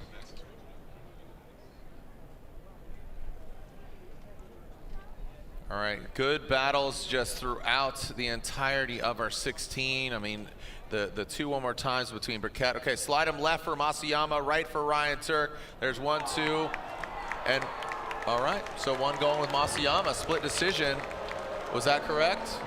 Was that, okay. Hey, I'm just clarifying that the computer dictated exactly what you put into the judging tablets. All right, so Brian Eggert, was it you that said Masuyama? Or Chris Yule? Chris Yule, I want to hear why you said Masuyama as opposed to Ryan Tuerck. Talking to you as the pedal commander burnout box is being filled. Yeah, I liked Masuyama's chase better. Ryan's bank one, he dropped down off the bank a little bit early, and then overall I just valued Masuyama's chase over. Their leads are pretty similar in my opinion, but Masuyama's chase was just slightly better for me. All right, there you go. So 2-1. Chris Yule siding with Masuyama, and then Brian and Ryan siding with Ryan Tuerck. So just a lot of split decisions here in Seattle, which again, just splitting hairs, splitting those doll hairs. All right, here we go to the second half of this battle. Remember, this is Reeder now out front, Denofa chasing him. This is the one more time battle. We saw the contact, if you can recall. Reeder, you know, chasing him down and then got into the door of him when they approached, you know, went from outside zone 3 into that inside clip. Reeder went to the side of Denofa. Denofa was allowed, without utilizing a competition timeout, to get hands on the car and make sure everything is buttoned up and ready to run. Ready to rowdy. Here we go. Travis Reeder, GT Radial, BMW, Link Engine Management. Angle from Reeder, nice job, and look at that proximity. Chelsea Denofa right there. See how they handle the power rally. Reeder and Denofa into that 3rd outside zone. There goes Reeder into 3rd. Big, massive angle from Reeder on that front clip. An amazing lead run by Reeder. Really, really good. Again, if you could just isolate that run, that was a really high qualifying run. And keep in mind, Reeder did qualify 15th. Chelsea Denofa qualified 2nd. All right, looking at this replay, Jared, as they come up to initiation. Good initiation by both drivers. You can see there in the chase, Denofa falling off a little bit on angle a couple of times through outside zone 1. In the lead position, you can see Reeder doing a great job positioning his car. Chelsea misses outside zone 3 in the chase position there. Reeder just, that was a really nice lead run from Reeder. That was a high quality run. All right, and we are going to get, I believe, run 1 again. There we go. So looking at Chelsea in the lead position, great angle, great line. Reeder's there with him. Reeder drops down a little bit, but gets right back on the same line. Chelsea gets to the edge of outside zone 3. Right here you can see Reeder, and then they get into a contact right there. So now this is there's gonna be, I think, a difference in result here, because there's a difference in judging on what happened in the infield. The other two drivers, judges, sorry, gave fault to Reeder for the hit, whereas I gave shared fault. So that's why it's going to be different here. There it is, 2-1. So Chelsea Denofa gets the win. So thank you. I was looking over, and again, you were elaborating on, you saying that Travis Reeder was at fault, the other two drivers at Chelsea Denofa. So that really dictated, what went down and the outcome there. Yeah, I did shared fault on the infield for what was happening there. Yeah, because I saw Chelsea, there was a lift at outside zone 3, and I felt like he slowed down at the inside clip, but also Reeder was on a bit of a compromised line, so that's why I felt it was a shared fault. Again, another split decision here. Denofa gets the win, advances on. He goes against Ryan Tuerck. So again, we have Field, Aasbo, Denofa, Tuerck, and here we go. 2 Nissan Zs, the all-new Nissan Z of Chris Forsberg going against the Nissan 370Z of Jeff Jones. Both these guys now in Southern California, or Jeff Jones been there his whole life in the Royal Purple Top 16. Here's the NOS energy drink, all-new Nissan Z of Chris the Force Forsberg going against Jeff Jones. Jeff Jones at Evil AutoWorks Prisma Labs Nissan 370Z. Here we go. This should be a fun one, and like Chris said, he says Jeff Jones has been absolutely ripping. He knows he's a contender. Here we go. Chris Forsberg initiates into the bank, almost simultaneous there from Forsberg and Jones. Big angle there. Look at the attitude of Forsberg's car. You see it wobble. Oh, Jeff Jones going for it. Into that second outside zone, into the power rally, into that third outside zone. Here comes Jeff Jones on the inside. Taking a tight line. Chris Forsberg nudging over that inside clip and then into that outside final zone. That got hairy. That got real hairy and scary coming off that bank into that power zone. Take a look at it. All right, running up to initiation. Great initiation from both. You can see Jones on a slightly lower line in the chase position. Forsberg, are those little bumps on the wall there? Comes off a little bit halfway through, but gets back on it. You can see Jones right inside, maybe a little door rub there. Jones dives in, misses outside zone 3, gets on a really tight line coming inside clip 1, and you can see where it makes him fall off a little bit on the latter half of that inside interior space of that track. So the infield area, I think Forsberg did really well on. Unfortunately for Jones, he dove in on zone 3, got on a really tight line to 1, which sent him wide after 1, which made him fall off from Forsberg, and he didn't really have the proximity through the rest of the course there. But Forsberg putting the car in all the right places for the most part in the lead position. And keep in mind, this is a must-win for Chris Forsberg because you're seeing Aasbo, Field, Denofa, Tuerck. They're already in the Great 8, so this is a must-win for him to have a contention for the championship. That would be him going for his 4th. Here we go, Jeff Jones out front. That Evil AutoWorks Nissan 370Z initiates big angle from him. You can see how much power he's got. Big angle there from Jones. Now Jones, let's see how he handles the power rally into that second outside zone. Big angle from Jones. Forsberg attacks on that third outside zone. Forsberg now drops to the door of Jones into that final outside and 4th zone. Would love to see the overhead and talking about filling those zones. Some good driving by these all new Nissan Z and the 370Z. Well, ask him, you shall receive, Jared. Yep. All right, an initiation, big flick from Jeff Jones in the lead position. Chris a little bit lower on the line there at the beginning of the zone, through most of the zone actually, a little bit lower until we get to the latter part of that zone. Chris a little bit inside on outside zone 2 as well, and outside zone 3. So Chris foregoing those zones to maximize the proximity. Outside zone 4 is pretty much matched, maybe a little bit inside there as well. So for the majority of the zones, you can see Chris on a tighter line trying to maintain that proximity. Jeff doing a pretty good job in the lead position of placing his car where it needs to be. And Chris focusing more on the proximity and maybe a little bit less on mimicking the line throughout the course. He's close, he's there with him, but he's not quite matching the line exactly through the course. All right, waiting for the outcome here. Taking a look, this one, have a feeling, just going off of what we've seen and the verdicts we've seen one more times. We've already seen 4 one more times between Burkett, Kearney, Denofa, Reeder. Let's see how this transpires.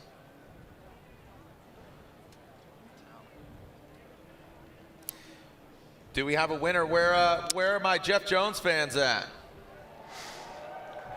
Where are my Chris Forsberg fans at? Who thinks they should go one more time?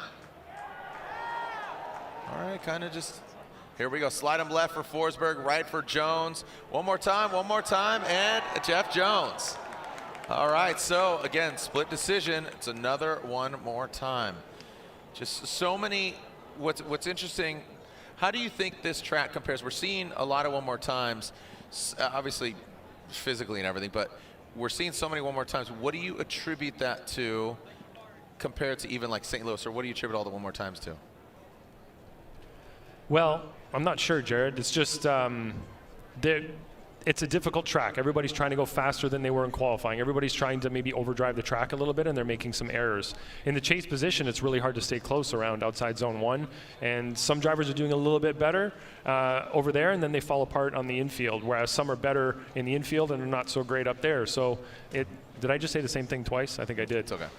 It's either, they're doing well on the bank and then not so well in the infield, or vice versa. That's a better way to say it. I think there's so many variables on this course that you start kind of rob Peter to pay Paul, right? That's Here we go. All right, here we go. Let's move on to what was to be our final battle of 16. Michael Essa versus Taylor Hull.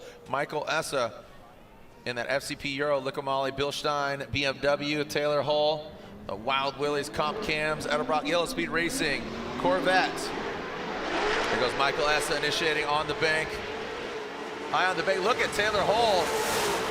And he is right there too. He's tucking in. He's got the proximity a little lower than Essa. And Essa spins. That looked totally independent, Jared. Let's take a look. Initially, it looked like it was independent. I don't think Taylor Hull was within close enough proximity from what it looked like over here through the smoke.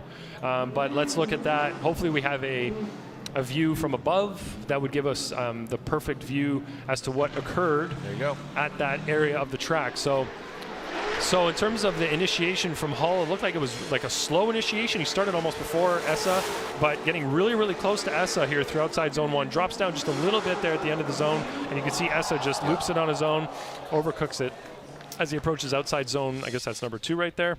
So just looks like he, got the car out of shape a little bit there, got too much on throttle potentially. The car rotated on him, and he wasn't able to control that over rotation. So didn't make contact with the other driver, with the other car, didn't make contact with the wall. So, in terms of if you're going to spin on this track, you're not going to make contact with the wall. It's a good day. Right.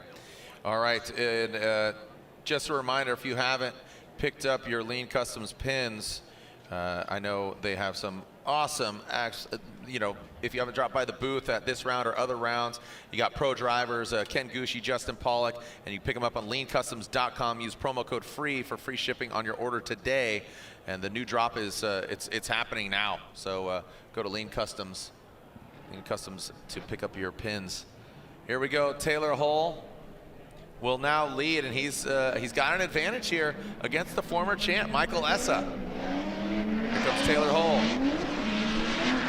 Initiates a little, kind of lacking the angle there compared to when he was in the chase position. That was kind of an awkward initiation. Now he has some more angle at it. I wonder what's going on. Is he 100%? And past that inside clip now, transition through. I think Taylor, am I crazy? It just didn't seem like what we saw in the chase position.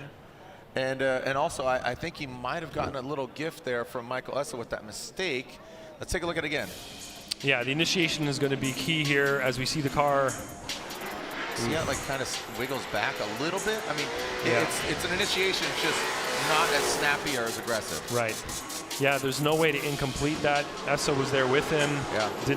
It didn't cause an error from Essa either. It wasn't so bad that it was considered an incomplete. So yeah, it wasn't an unchaseable run. It just it didn't have the big impact that we saw. But unfortunately, with Michael Essa and that rotation, absolutely independent and just under his own accord, that unfortunately will knock himself out of competition with Taylor Hull having a full run. So let's take a look.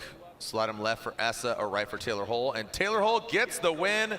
Taylor Hull advances on. Unfortunately, Michael Essa and the FCP Euro Liquimali Bilstein BMW knocked out.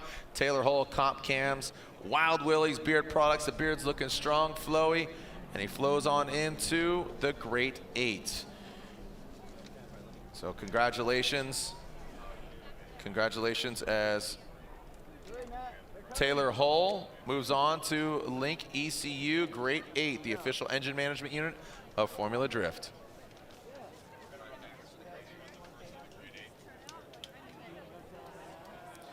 All right, well, we get set up for the Great 8. Let's throw it down to Lorette Nickel, who's with one of those drivers. Hello. Yeah, he got a new tractor. He put that on the gram. So, Chelsea, you have said that in your about 20 years of drifting, you've never had the wheel ripped out of your hand, and unfortunately, with the contact you had with Travis Reeder, that happened. Are your wrists both okay? Yeah, no, I'm fine. It was more about just like the hit and having me make that mistake, like because of it. It was more like, so he had a good chase, you know. I was like, damn, we're boys, we want to drive good, and like, it was just a holy cow. I've never had that happen before, like light back off and go, go, go kind of thing. So, yeah, I've never had it happen. It was crazy. Right. So now, looking forward, you're battling Ryan Tuerck. What are your thoughts there? I haven't thought about that yet. I'm just out here having some fun and driving with all my homies, and that's what we're going to do all night. Chelsea, thank you so much, guys. That's good perspective. You know, again, we talked to him about it at halftime, and he's like he said, he just said it, having fun with the homies. Here we go. We are going into the Great 8. We'll revisit the Forsberg Jones one more time, but here we go. Old versus new. I'm talking about the vehicles, the Supras, not talking about the age, not talking about anything else other than the vehicles. Dan Burkett in that Mark IV Toyota Supra, and Frederick Aasbo behind the wheel of the Mark V all-new Supra. So this should be a fun one. These guys absolutely Toyota loyalists and Supra pilots. So Frederick Aasbo, the defending champion, two-time champ, going against Dan Burkett. First time in the 8 this year, I believe. I know he was hyped on 16, but I believe this is the first time in the 8, and he goes against the two-time and defending champ. They should be pulling in that Pedal Commander burnout box off in the distance, and there they are. We already have, Dan Burkett qualified 32nd, so Aasbo will lead. He qualified 9th. What are your expectations here? Dan Burkett. A lot of action, Jared. As he went against Dean Kearney, went against Taguchi, taking out Kazuya Taguchi earlier, and he said he followed too close. Aasbo, you know, Aasbo went into, or Gushi went to Aasbo earlier, and then Aasbo against Josh Love back in 32. And Burkett and Aasbo. Here we go, the Rockstar Energy Drink, Toyota GR Supra. Second in points, must win to get past Dan Burkett. And here we go, Senny Cars, our first battle of the Link Engine Management Great 8.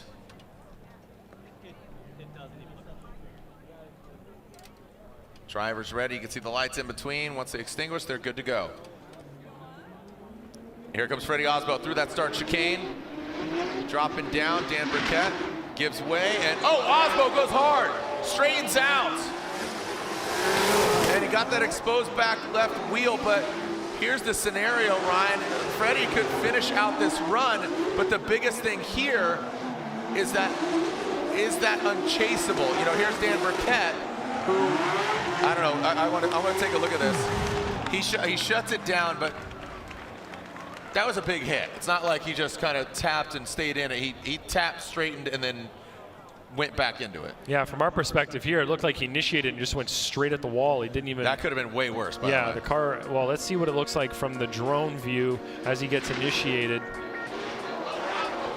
Yeah, there's understeer there. Oh, that's massive. Yeah, so that'll be an incomplete from Aasbo in the lead position.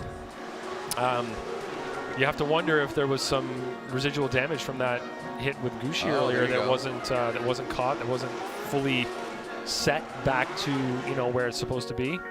So it could be an alignment issue.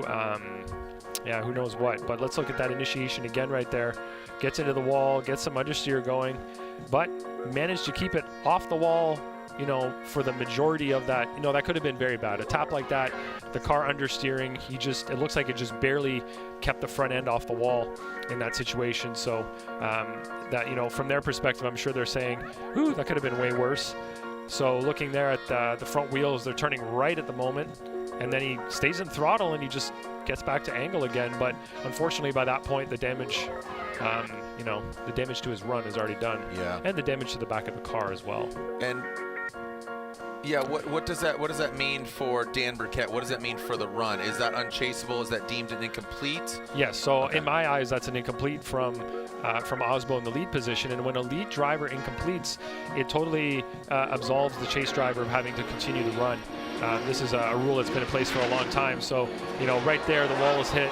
The car's going completely straight. There's understeer. That is an incomplete. So in the chase now, Dan Burkett does not need to continue drifting through the course. And the reason we do that is that, for instance, if the lead driver would have hit the wall and incompleted in a way that caused him to be stationary, we wouldn't want to force the chase driver to continue drifting by that person, and as it would be unsafe. So what we do is just say, you know what, the incomplete has happened from the lead driver. The chase driver does not have to keep drifting. But in this case, Dan Burkett did. Yeah, he stayed in it, and as did Aasbo, right? Aasbo, he stayed in it, but I think he knew it was too late. That was a big correction, a big straightening. Yeah. So unfortunate for him, but yeah, kudos to them for staying in it. And like we said, that could have been a lot worse. So salvage the car. If we had a camera on the inside there, I bet we would have seen a lot of hands flying from Aasbo trying to get that car. The wheels turned completely the opposite direction. Yeah, that was a great job from him, keeping it off the wall more than it could have been. Or it could have been a lot more, I should say. All right, let's go back to our one more time. And again, this is an incomplete. Forsberg and Jones. Forsberg and Jones. So going back to the Royal Purple Top 16, this is that one more time battle between them. And again, the winner of this going against Taylor Hull in the Great 8. So re-rack him for this one more time. The all-new Z of Chris Forsberg, Jeff Jones, and his Nissan 370Z. Again, 2-1. One more time battle.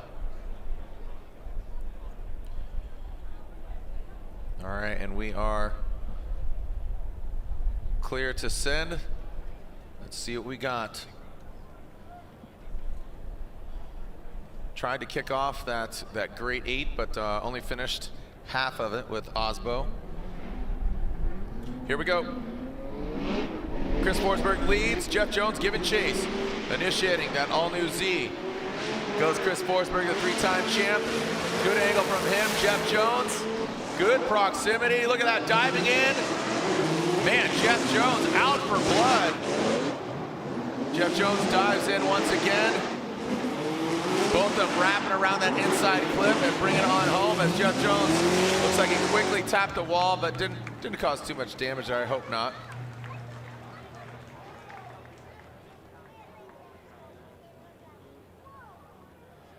All right, let's take a look at it again, that overhead view. All right, initiation, good job from both drivers. You can see Forsberg up high there. And in the chase, Jones doing a really great job of mimicking the line that Forsberg's putting down in the lead position right there. It looked like Jones got a little bit close to Forsberg and had to kind of back off a little bit at the end of outside zone 1. And that kind of threw him off a little bit through the rest of the course. And right there, he's got a little tap that lowers his angle as he goes over the finish line. But Jeff Jones putting on a lot of pressure, not giving Chris an inch there. Really aggressive driving from Jones. That's what we want to see.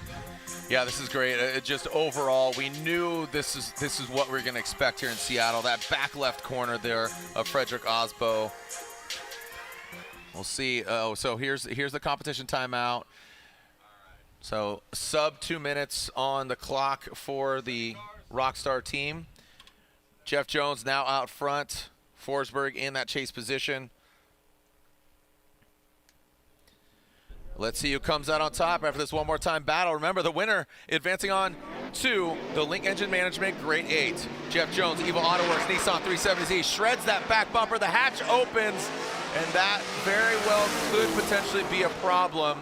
And now coming through into that second outside zone, Chris Forsberg swings wide, takes out that outside clip.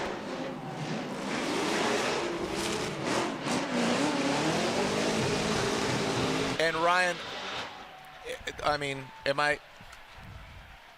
he lost the bumper. We've seen that before, but we've had a rule. Go ahead. I don't know. Go ahead. Well, if he made contact with the wall, then the hatch opening wouldn't be an issue, and it seems like that's what happened here as he got the car to angle. Oh no, it just opened on its own.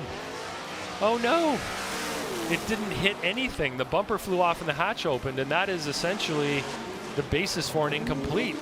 Forsberg goes way off. It looks like he had 2 off. Yeah, so but that's where I was like, yeah, let's look at it again. I assumed there was a wall contact there, which caused the bumper and the hatch issue. But it looks like there was no contact with the wall whatsoever. The bumper came off. The hatch opened all by themselves.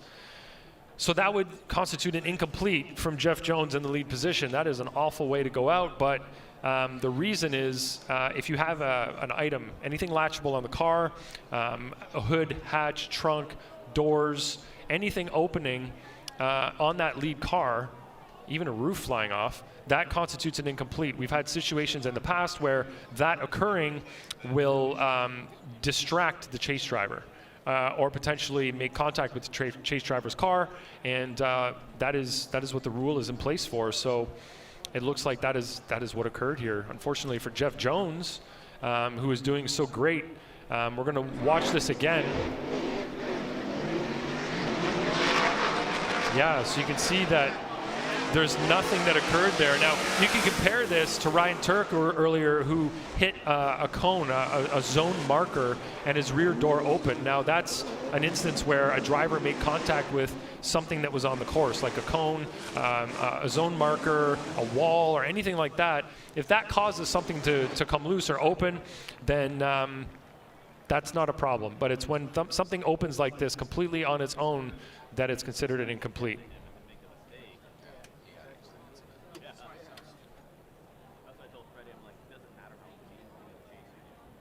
So here we go, Chris Forsberg, Jeff Jones, and Chris Forsberg gets the win. And some great driving by Jeff Jones. Some really good driving by Jeff. Forsberg gets the win after, again, just some great driving by Jeff Jones. Hats off to him. Make some noise for Jeff Jones.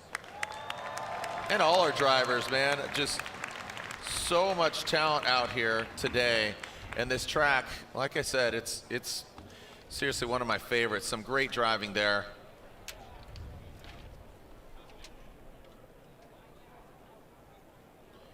All right, so again, Aasbo is 32 points behind Matt Field. And keep in mind, 32, and then, you know, Matt Field's still in it. Aasbo, you know, we just saw him hit the wall. Right behind him is Ryan Tuerck, but like 100 points for first, 91 for second, 80 for third and fourth. They have the same because third place is denoted by the highest qualifying driver. But if you make it either to third or fourth, the same point allocation, so on and so forth. So our grade 8 is shaped up. We've seen one half of a battle between Burkett and Aasbo. And it looks like we are going to back to that battle. Yeah, Matt Field versus Dylan Hughes, Chelsea Denofa versus Ryan Tuerck, Chris Forsberg versus Hull. Man, some serious battles here. Yeah, so Aasbo warming up his tires back over here. He did call that competition timeout. One and done, that NGK competition timeout. So Dan Burkett will now lead Aasbo giving chase. After that hit, and that's hey, take into consideration, Frederick Aasbo hit the wall. That was an incomplete. Dan Burkett could be in the Final Four right here, taking down the two-time defending champion, currently second place in points. less than 40 points behind our leader. Matt Field could have a breakaway here if he gets past Hughes, but guess what? Hughes is currently sitting in 5th. Ryan Tuerck sitting in 4th, Tuerck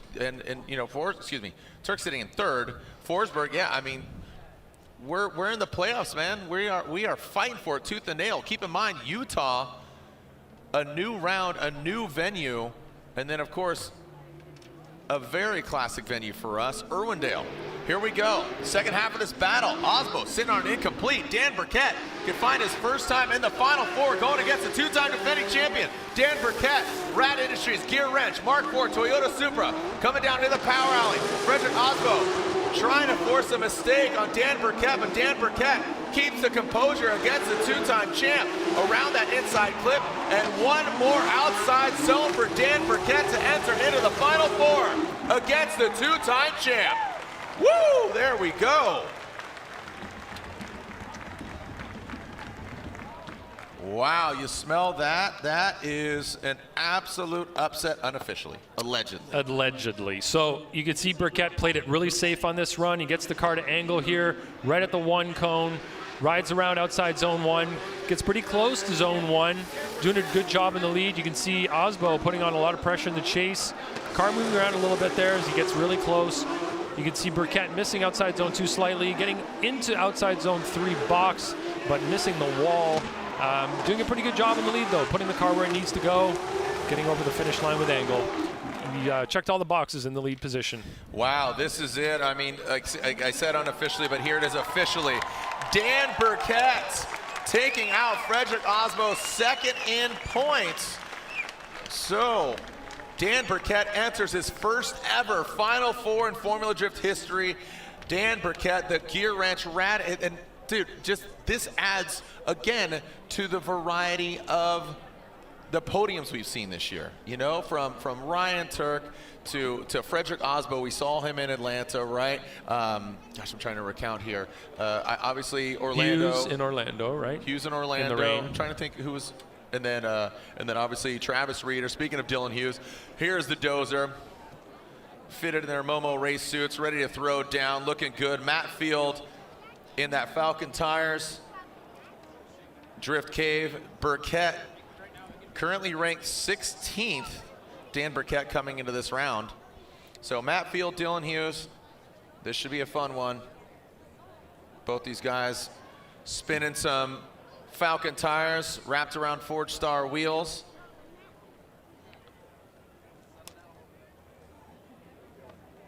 Yeah, so again, you got to think that with Matt Field advancing on, that would stretch him in front of Frederick Aasbo.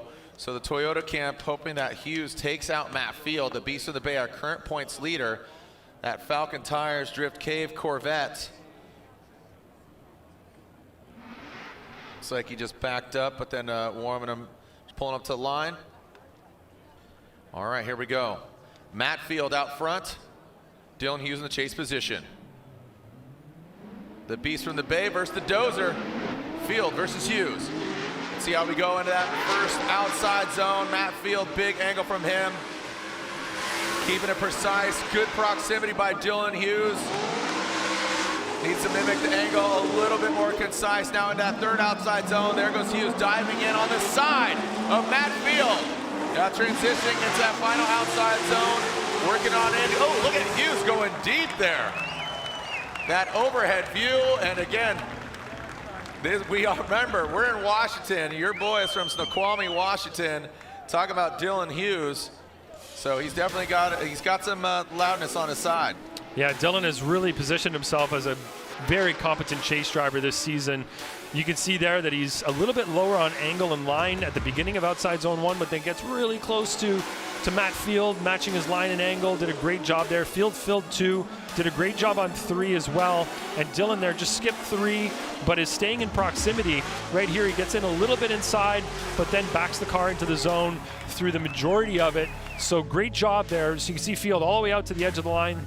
And then Hughes is keeping proximity, but compromising where he has to maintain that proximity. So a little bit inside on outside zone 2, a little bit inside on outside zone 3, but does a much better job through outside zone 4. So those little compromises are what Matt Field has to eliminate in his chase run. He has to be just as close, but without making those compromises to get the advantage in the chase-to-chase comparison. Here we go, Dylan Hughes out front. Keep in mind, Dylan Hughes sitting 5th in points. Matt Field, as we said, he's got the lead. Dylan Hughes, Royal oh, buddy! Wow, Matt Field flirting with the side of that BMW, the Royal Purple Riley Autosports Falcon Tires BMW. Now coming into that power rally, how is Matt Field going to handle this? Into that 3rd outside zone. You can see Field dropping a formation. Big angle there from Dylan Hughes. Coming to that final outside zone. Hughes and Field. Wow, stomp your feet evergreen. The PNW earthquake felt all the way down in the Puget Sound. Field did not give Hughes an inch at initiation the way that, oh my goodness. He inches from the right rear quarter of Hughes' car. Look at Field, right on the same line pretty much. Great proximity all the way around outside zone 1. Field did a much better job of mimicking the line through 2, but didn't fill zone 3 as well as Hughes did. Coming around outside zone 4, Field did pretty much the same job as Hughes did in his chase position around outside zone 4. I think it's going to come down to which driver made the bigger compromises, Jared. And looking at, you know, lead to lead, there may be a fairly similar run from both drivers. I think it's going to come down to the chase position, where one driver I feel made more compromises in that chase position than the other one did. So we're going to see what the other judges have to say here. I don't want to give, you know, too much of my opinion here. Yeah, don't allude too much. But to I your think that's what it's going to come down to. correction. Chase compromises. All right, here we go. The BC Racing go for gold side by side. Again, you get Matt Field leading on the left, Dylan Hughes leading on the right. And what you're looking at here is line and proximity. So how well was the line being adhered to by that chase car? How well was that lead car doing in terms of positioning throughout the course as well? It looked like both lead drivers did pretty well in the majority of the zones, getting their tires to the edge. I think that they both of these drivers understand the importance of putting down a good lead run. Wow, here we go. So slide them left for Field, right for Dylan Hughes. We got a one more time, a Matt Field and a one more time.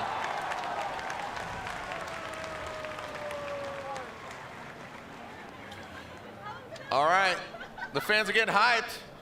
Don't shake, shake it, wiggles. Here we go. Let's throw it down to Lorette Nickel.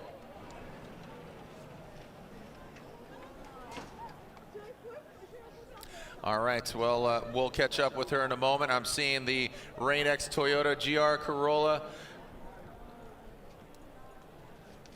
And he pulls into, oh, here we go. Oh, man, this is going to be a good one. Denofa and Tuerck.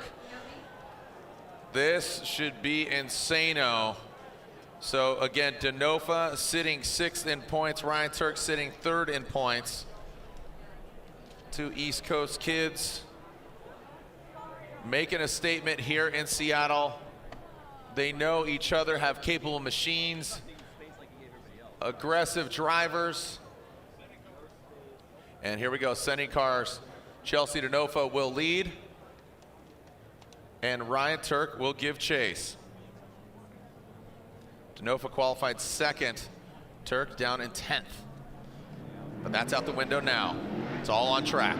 Here we go, Chelsea Denofa initiates Ryan Tuerck. You can see him slowly inching his way up to the side of that Pennzoil Mustang. Great proximity there by Ryan Tuerck. Oh, and Ryan Tuerck spins. Denofa has to continue the entirety of the course. I don't think there was contact, right? Well, it looks like, did something break on the front of Tuerck's car, or no, maybe not. I did not see contact.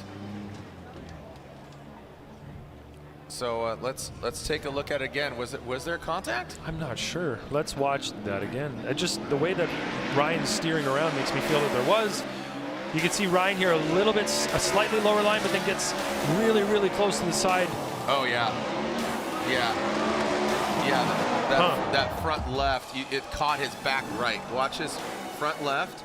He like hooks in. That's not a good angle. Huh. We'll have to see that drone shot again to get a real feel for what happened there. Here we go. Just that, zoom in. Hatchback. Watch. Can we do a CSI style zoom in here? Doom, doink. And then. Wow. All right. It appears that way. It appears that way that there was contact. It just trying to, like I said, ancient aliens, man. Just kind of zoom in. Zoom in. Enhance. So the important thing here is to note that nothing untoward happened there. What's his name? Chelsea Denofa did not do anything wrong in the lead position. In this situation, I think that's the most important thing to look at. What happened in the chase is, was there a cause for that spin from Chelsea Denofa? And from what we see there, it doesn't look like Chelsea did anything that he wasn't supposed to in the lead position. So in that case, it seems like it's Ryan Tuerck on his own that got in close there. And of course, that tire, that front left tire, if that would lock up at all, it would cause the car to rotate a little bit, right? So Tuerck can't call a comp timeout. Didn't he already call his?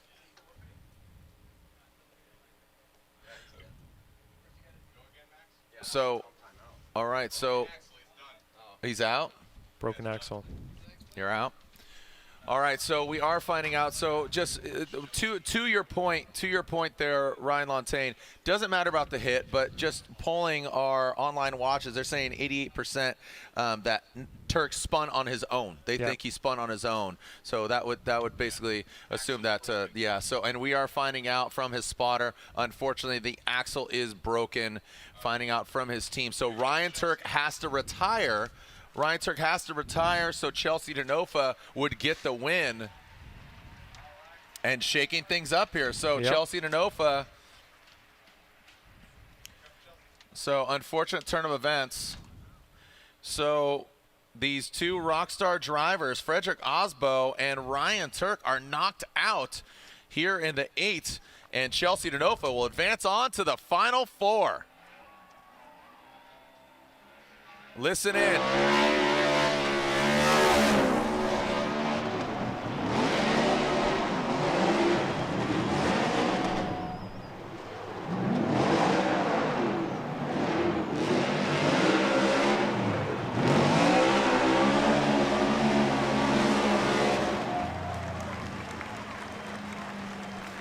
Awesome. Congratulations, Chelsea Denofa. But let's throw it down to a gentleman that's got to be over the moon right now. He's with Lorette Nickel. Lorette.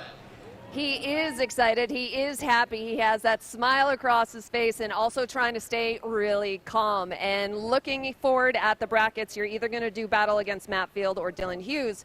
If you go against Matt Field, he has given you some advice. Leading up to this round, I talked to Matt periodically, but I called Matt. I was like, Matt, I watched you, transform into the man that you are right now, and I just want some advice on how do you get your mind right from like the crazy guy that you were when in your S14 to like very calculated driver now. And he kind of gave me some guidance, but the way I would look at it is he like unlocked a little cheat code in my head because I already had the skill, I had the car, and I'm just like, I just needed this push, and Matt gave me that push. I would love to drive with Matt right now. It'd be so much fun, and I think he would love to drive with me too. So, and if I drive with Dylan, you guys have seen me drive with Dylan before. That would be a lot of fun also. But this morning I woke up and I said, I'm going to drive for the fans today and my team because we had a horrible crash into the wall. I got kind of blinded by the light yesterday, the sun, and coming in, and so I just wanted to drive for the fans today and my team, and we're just having fun, and I'm staying focused. Love it. Love it. Well, we're going to see Dan in his first ever Final Four battle. Jared? Thank you, Lorette. And blinded by the light, the sun. I love that. Yeah, the big ball of fire in the sky.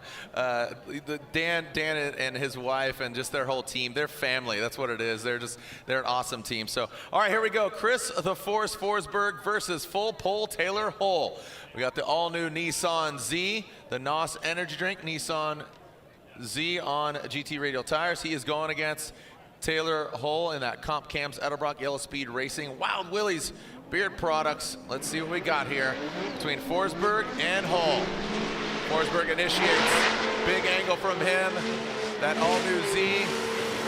Taylor Hull needs to get a little height, and it seems that Forsberg puts it to the, oh, he does not get out to that second outside zone, and Taylor Hull, a big correction there. Straightens out in that power rally. Now comes into that final outside zone. You got to think mental space. You know, where are they at? You know, the sun is setting. They've driven a lot. I mean, we've seen a lot of them more times. What's going through their mind? What's going through their mind? Yeah. Stay close and drive hard. Right.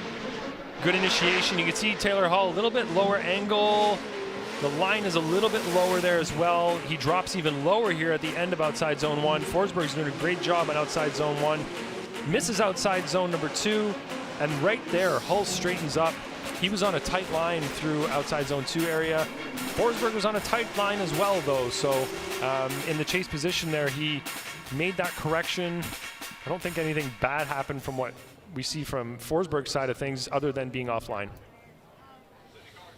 All right, let's alternate the order here. Taylor Hull will now lead in that Corvette, coming to us from Georgia. Chris Forsberg in the all-new Nissan Z. Taylor Hull through that start chicane, no cones were hit. Getting that eye in the sky view, the bird's eye view. Oh, buddy. Taylor Hull initiates. You see Chris Forsberg get close, has to back off. And now Taylor Hull maintains the height on the bank. Oh, and Taylor, looks like Taylor does go one wheel off in that second outside zone.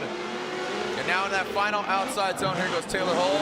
And Forsberg brings it on in. And across the line they go. Taylor Hull, you saw him on initiation. He got higher towards the latter portion there. He did exceed that track line. Looked like just one tire, brought it back on track, but Forsberg was right there. On initiation, it looked like Hull may have had the same problem he did on his previous lead run, where he got the car to angle and then has lower angle there at first, a bit of a bobble, and you can see Chris sort of corrected behind him. Didn't expect that to happen in front of him. And then, like you said, right there, Hull goes off before the zone. Chris follows him into that area, as he should. Did a great job there. And then they both sort of miss outside zone number 3. Good job on 4, though. So a couple of mistakes here and there from both drivers. Well, we have already 2 vehicles in the final 4, Dan Burkett and Chelsea Denofa. Neither of them have got the win this year. And there we go. Chris Forsberg gets the win. And he advances on. Chris Forsberg hasn't gotten the win either. So, hey, round of applause for Taylor Hull. Great job there in that Comp Cams Corvette. Lorette Nickel is down with Ryan Tuerck. Lorette.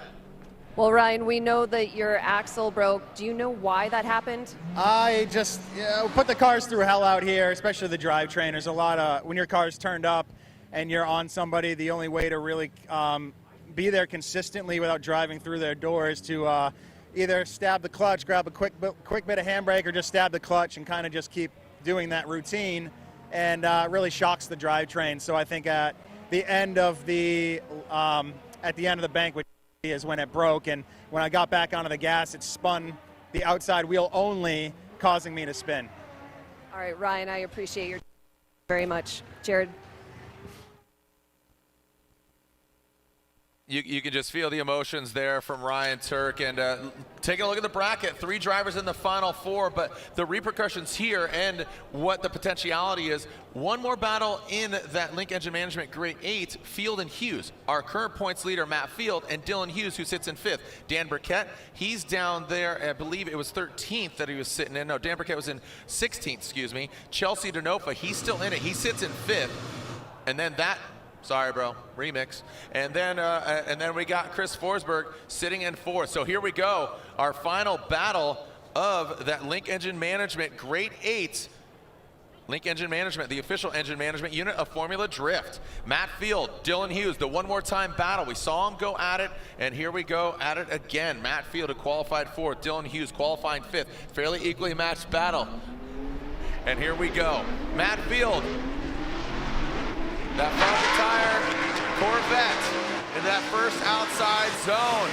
Dylan Hughes right there, the dozer, pushing the beast in the bag into that second outside zone. Through that power alley, good transition from Field and Hughes, and past that inside clip. Great transition, and now, oh my goodness!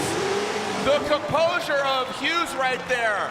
That was so well done, and that might, I mean, just gonna call it like this, that level of driving, that X factor, the composure, this late in the game, your attrition level of your vehicle, your mind, all of that, that just came together. Really well done. We always talk about you can only have a good chase run if you have a good lead run. Great job by both of them. Yeah, Dylan Hughes is taking full advantage of that great lead run from Matt Field. You can see both of them really settled, looking solid through outside zone 1. Dylan Hughes, great proximity, matching line, matching angle, doing a great job there in the chase position. Field does pretty well in outside zone number 2. Pretty great on 3. You can see Hughes was inside a little bit there, but in the lead position, like we said, we know Matt Field knows he needs to put together a good lead run. He can't skimp on any of the zones, can't skip any of them, can't be half in them. He's doing a good job of positioning his car. Hughes did not get into 3 very well. That was the one spot that he fell off a little bit. So now, what does Hughes need to do in the lead? He needs to run deep and high on all the zones. He needs to have high angle throughout the course and use his momentum in all the right places. In the chase position, Matt Field needs to be really close, match line, match angle, and fill the zones just as well as Hughes does in the lead. So they both have opportunities here in their respective criteria. Dylan Hughes, Matt Field, let's see how they handle this. The Falcon tires wrapped around those Forge Star wheels for both the drivers. Dylan Hughes, this is his home track, Evergreen Speedway, and he wants to get the win here, but Matt Field has not got a win this year. Here he goes, transition to outside zone 3. Fairly similar to what Dylan Hughes did in that chase position at first glance. Now transitioning, Matt Field drops in at formation. Whoa! Yo! Oh my gosh. And like I said, the mental capacity right now to have that composure is very commendable for both of these pilots, gladiators, WMDs. That may have been 2 exclamation points on the end of that run from Matt Field. Yep. So let's watch the initiation here. Great job from both of them, great mimic. Matt Field is a little bit lower there on line, but works the car back into the right area. Really close on proximity, matching what Dylan Hughes is doing. I'm just watching their outside zone number 2. They both skipped outside zone number 3 in the chase position, so it's going to be very tight there in terms of comparisons, lead to lead, chase to chase. Yeah, that is really, this is very comparable. You know, you look at Dylan Hughes, he may have gone wide on the entry to outside zone number 2 and left it early, so you could see his tire was on the line. I don't think it surpassed the line, but he wasn't. You're supposed to get to the outside zone, get wide at the outside zone 2 area where it starts, but I think Dylan maybe went wide earlier, dropped the tire on that yellow line, and I think he left outside zone 2 a little bit early. So let's look at the side-by-side, one eyeball on each screen, as we always say, get the lowdown here on what happened. So really close proximity from both drivers through zone 1. Looks like Field may have been a little bit closer early, and then Hughes a little bit closer in the later portion. Yeah, I think Field's line was better through outside zone 2 in the lead. Outside zone 3 was very similar. Chase drivers as well, very similar mistakes. It's going to be very hard to find a winner through this one. Very, very similar from both drivers. There's not a whole lot to differentiate these runs as we, as we try to get a winner so that we can get another driver into the top 4 here. Man, a very difficult one to absolutely. This is a great one, you know. And here we go. Slide him left for Field, slide him right for Dylan Hughes. A one more time and a one more time, and a Dylan Hughes. So Chris Yule, the polarizing figure, slides him right for the dozer. So not one, but 2 one more times. All right. So. All right, well, we have 3 drivers in the Final 4, and Laurette Nickel is with one of them. Laurette. Yeah, I have Chris Forsberg with me, and Chris, we're standing facing the sun right now, and it's in our eyes, but what's it doing to you guys out on the track? Oh, it's pretty blinding. The smoke is already bad enough, and the way that sun sets right behind the bleachers, you just get the glare, especially in the chase position. It just whites out the smoke, and it's very difficult to see. And yeah, we're feeling really good. The car is on point. We're moving into semifinals, and yeah, we're looking to get back on that box. And your competitor is directly across from you, so waiting for him to jump in his car too. You guys haven't seen battle too much this year, have you? No, yeah, Chelsea and I have battled a bunch in the past, but we haven't run each other in at least a year, I want to say. Maybe, I could be mistaken, but yeah, hard to remember them all. But yeah, it's been a minute, so it'll be a good battle for sure, especially this far in the bracket. All right, Chris, thank you so much. Guys, back to you. Thank you, Lorette, and Chris Forsberg waits to go against Chelsea Denofa, as Lorette just said, and we can't advance on until we, or can we? Are we gonna go on to the other Final Four battle? All right, so I don't think so, right? All right, so so again, with that one more time, battle between Matt Field and Dylan Hughes. We're trying to figure out, is it Field or Hughes? Beast in the Bay or the Dozer? Who's going against Rad Dan? When we come back, it's a beautiful day, beautiful evening. It's already 7:30 local time, but man, it is bright as day. And as Forsberg's talking about, that sun playing an element here. My name's Jared DeAnder, Ryan Lontaine here. We are your tour guides alongside Lorette Nickel here at round 6 of the Formula Drift Pro Championship at Evergreen Speedway. Level up like Adam LZ and get rewards. Head to Autozone and buy 4 or more NGK Iridium or Ruthenium HX spark plugs to earn a $5 bonus reward. Add an NGK ignition coil or an NTK oxygen sensor on the same transaction and get a limited edition Adam LZ t-shirt. Offer ends August 23rd, so act now to score the deals. Power, passion, performance. From the ignition and sensor specialists, NGK and NTK. Visit AutoZone.com for more details. Some restrictions may apply. At O'Reilly Auto Parts, we know how important it is for your car to look sharp and run well. And we're here to make that as simple as possible. Get all the parts, accessories, and tools you'll need for your next project delivered right to your doorstep. Just place your order online and leave the rest to us. You'll have everything you need at your door with free shipping the very next day. O'Reilly Auto Parts.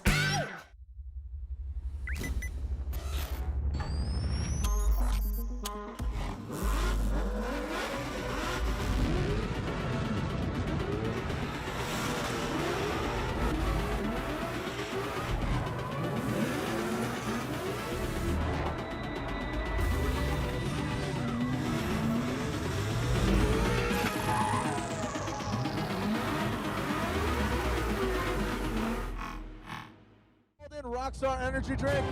Listen, Matt Walton, twin turbo PWC. Tanner fast going through the paces. Solid line here. Great angle. Woo! Good initiation from Dye. Did you see that main flick entry? Just gangster right there. Good job right there by Aasbo, but look at Odie Bakchi's diving right in on the attack and positioning now. Ryan Tuerck really needs to show up. He went off course. Tightens it up to the front clip. Essa spreading. The Norwegian hammer gets sweated by Denofa. And then he just keeps on going past. Aasbo fills all that outside zone. That's a right there. Look at him roll tide. Here we go. Final outside zone line. Pretty straightforward. Outside zone. Frederick Aasbo right there. And now bring her on that final clip.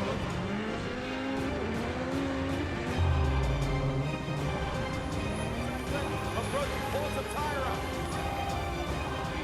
So qualifying playing a role here in Long.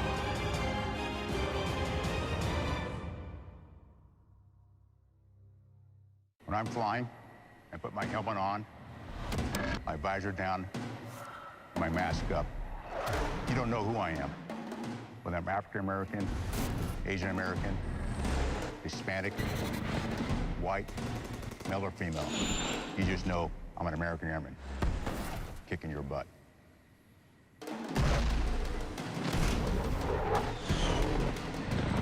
I'm General C.Q. Brown Jr. Come join us. In my 1,000 horsepower competition drift car, I use Royal Purple XPR 5W50. XPR is specifically formulated to increase horsepower and torque in high performance and racing engines. And its revolutionary Cinderlick additive technology and zinc phosphorus fortified formulation provides the highest level of protection against heat and wear. The new 550 is all killer, no filler. It has better high temperature performance than any other 2050 engine oil. The result is a performance oil that protects like no other, utilizing superior base oils and additives. It's what sets Royal Purple apart from the rest, and what is also transferred down to their HPS high performance street oil, which is what I run in my daily drifter. So from here to here, all you get is extreme performance from the synthetic experts. Royal Purple.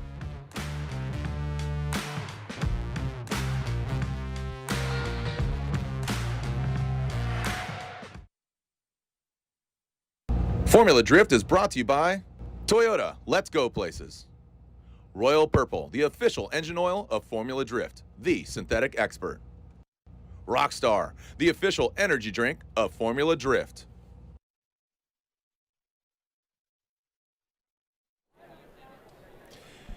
Look at that. You can see the big long shadow of the big bleachers casting over that the power alley. So, and then when they come out of that darkness, out of the outside zone 3 and go towards that inside clip, that is where the sun is blinding. And there is a moment where basically, you know, you kind of see,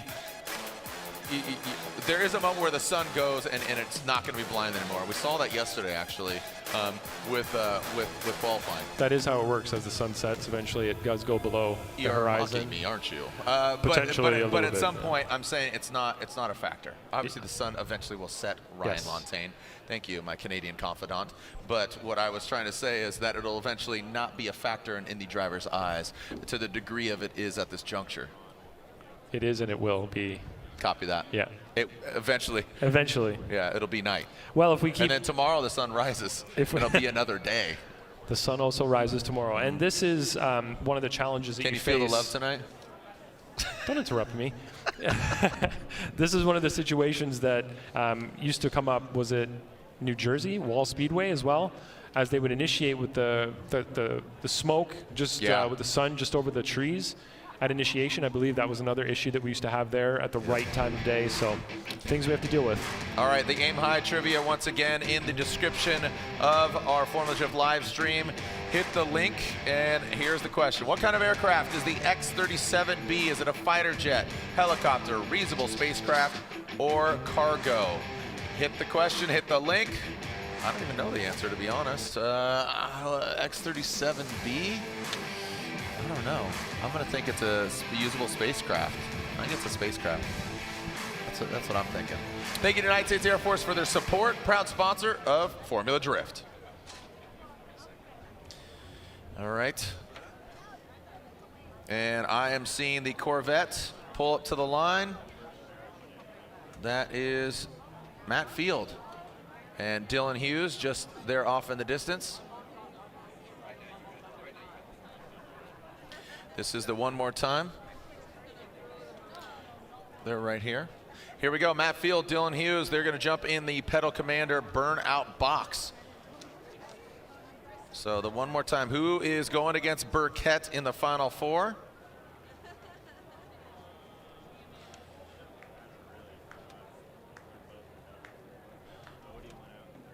So Matt Field should jump in the burnout box first.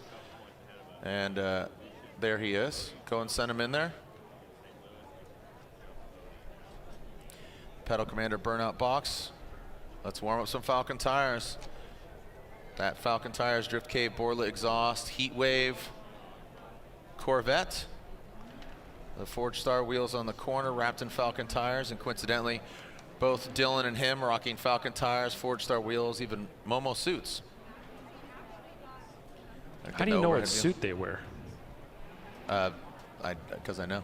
Wow. Because it says Momo on their thing, and you know, Forsberg's in a Momo suit now too. I know that. I know that Frederick Aasbo's an OMP. I know that. You know, the RTR guys are in Alpine Stars. That brain of yours works in a fascinating way, Jared. Yeah.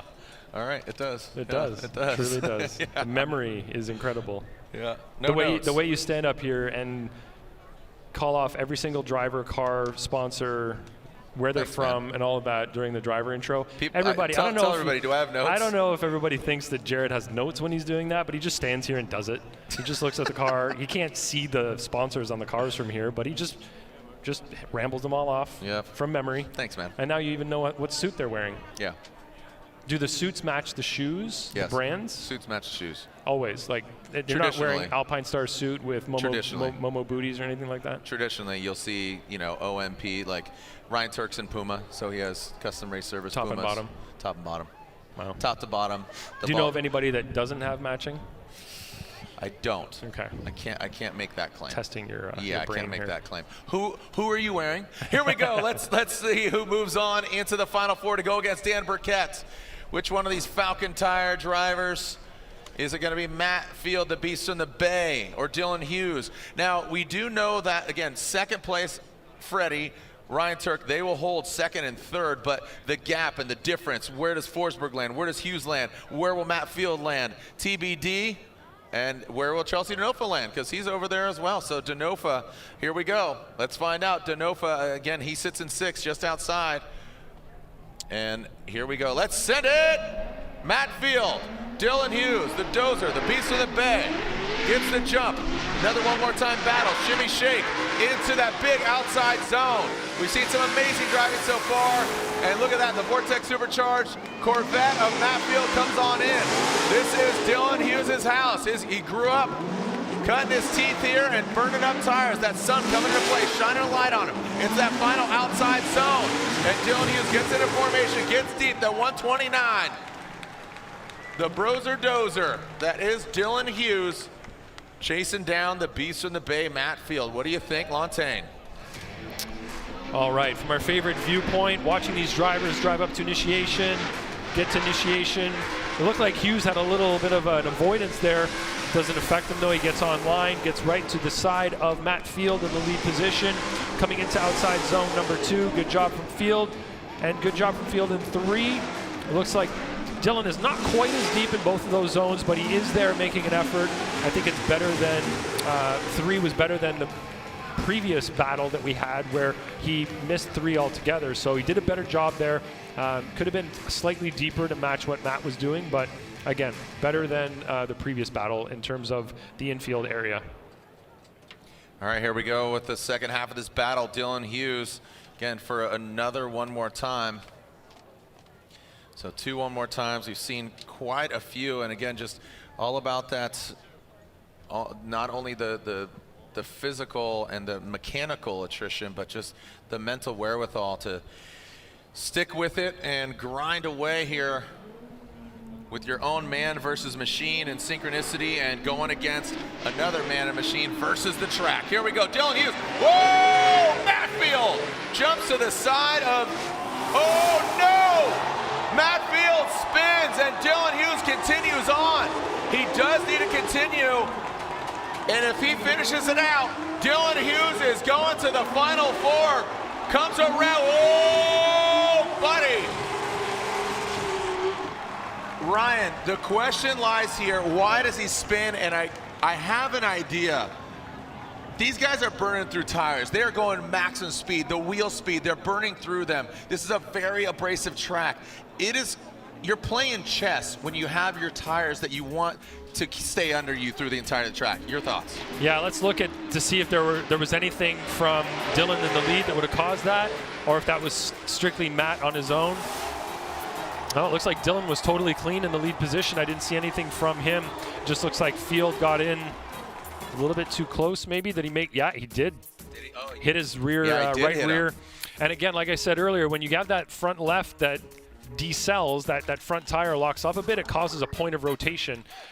So that's an opportunity there for the car to spin. Of course, if the right rear of Dylan's car gets locked up in that instance, it's not really going to affect him too much, but it's definitely going to affect that car that the front gets, because the way the car's cranked, there's a lot of weight on that front left tire. So there's a lot That's the best thing over here, because watch the attitude of you see Field's front end pop up, because watch it again, ready? And oh, so Hughes does make contact with the wall maybe first. Is that what happened there? Was there a little wall? Watch the attitude of Dylan's car. Yeah, I think you're right. right there. Yeah, you see the trunk kind of bulge up. So little wall tap from him, but you don't really see a perturbation in the car so much. So let's watch it from the sky again and really look at the forward movement of Dylan's car. Yeah, you can see that little shimmy there, and that was all it took to get the back of Dylan's car into the front of Matt's car in that instance. Yeah, again, with that naked eye, you know, it looked like he just spun, and that would have been really weird. But just that slight little glance,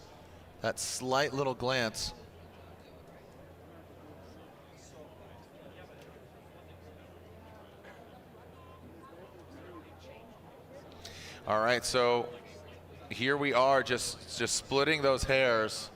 You could see that scratch. That's on the back right. Wow. So Dylan Hughes, Matt Field. Again, there was contact. There was contact. You could see that back left corner. So here's another good angle here. So Dylan. See him. Yeah. Oh yeah. Oh yeah. Look at that. And Field goes into the wall So Field too. is a mere foot away from Dylan. What is Field to do in that position? You know. Yeah, this fault is the fault. Whoever's deemed at fault here, and this might be. And there it is. So Dylan getting into the wall. Yeah. Let us explain this. As a chase driver that is that close at 70, whatever, 65 miles per hour, that lead driver hitting the wall, I think Dylan's wheel actually hit the wall. So that is going to change. Dylan's momentum. It's going to change his forward pace. And in the chase position, Matt Field, he's very, very close. There is nowhere for Matt Field to go in that position, in that situation. And of course, he's going to make contact with Dylan, and that's what caused Matt Field to spin. So the lead driver, we have told the lead drivers. I think this is really telling. Yeah, we told the lead drivers we don't want them to use the wall as a bumper to keep them on the track. And you can see Dylan goes so deep here that it straightens his car out just a little bit. And Matt Field in a chase position is very, very close on throttle. Matt Field cannot lift off throttle there quickly enough because it happens so fast that as he's following Dylan gets into the wall. Where's Matt to go in that situation? So that's why the call was made that way. You have to put a lot of responsibility on that lead driver. The lead driver is supposed to not get into the wall deep like that.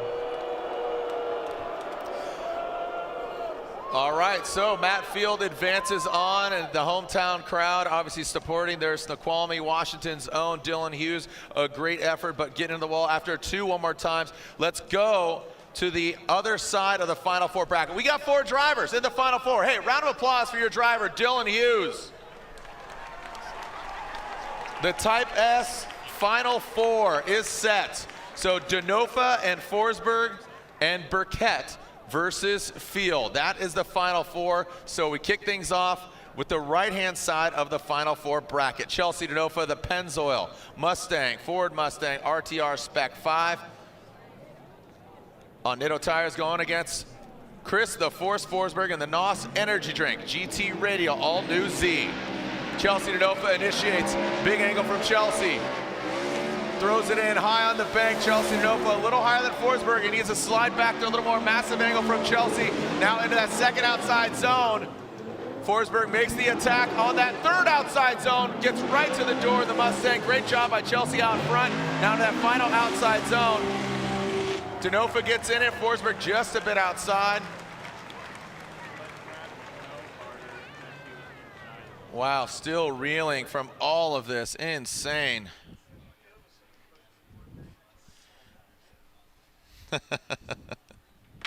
All right, so here we go. Let's take a look at this. What do we Something got? funny, Jared? Very funny. All right, as we run up to initiation, looking at where both cars are positioned, good initiation from both Forsberg is lower than Denofa there. Forsberg is still lower than Denofa. A little bit of a bobble there from Forsberg in the chase. Doesn't really get himself positioned fully up to the wall as we'd like him to be in the chase position. Chelsea's doing a great job in the lead. Forsberg misses zone 2 and 3 in the chase position. So that's going to be a little bit of a detriment to Chris there, and it's going to give Chelsea an opportunity when he goes into the chase position to better in that area as he chases Forsberg. All right, now Forsberg will lead Denofa, giving chase. The winner going to the finals. Denofa qualifying second, and Burkett qualifying 32nd. So I believe Chelsea Denofa is guaranteed a podium.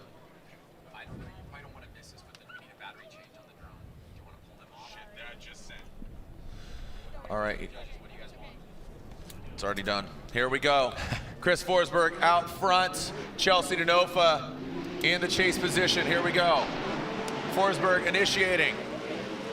Chelsea Denofa chasing him down for it. Oh man, Denofa! You see a little bit of wobble there now coming to that second outside zone. Denofa aggressive with the chase into that third outside zone. Now into the final outside zone. Here goes Forsberg and Denofa into the sunlight as the sun sets on one of these drivers and also in the sky. Wow.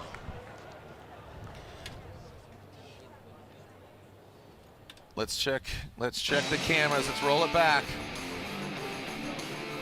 All right, this is an important one to watch here. Looking at where Chelsea is compared to Forsberg, looks like Chelsea's a little bit higher than Forsberg was on his chase. Forsberg, that was a little bobble from him, and then followed by one from Chelsea. Chelsea got into the side of Forsberg, it looks like right there. So we're gonna have to look at what was happening in that situation. Was it caused by Forsberg, or was it Chelsea being a little overzealous in that area? Hard to tell quickly there, but let's watch it again. Watching as they come through on this camera. Wow, look at that, just dragging the bumper around outside zone 1. A lot of rubber particulate flying up there, Jared.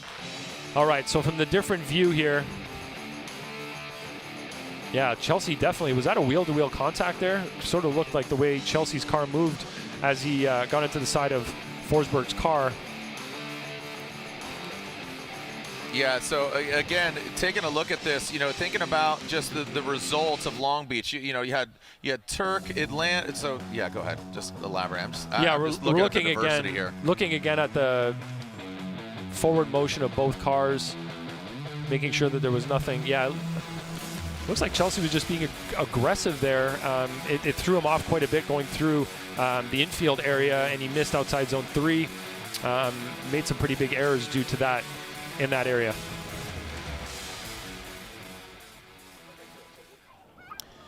So we will have a different winner at this round because Burkett, Field, Denofa, and Forsberg, none of them have won a round this year. So just shaking things up quite a bit. But again, Field, with that points lead, has yet to have a win. Forsberg did get second place in Atlanta.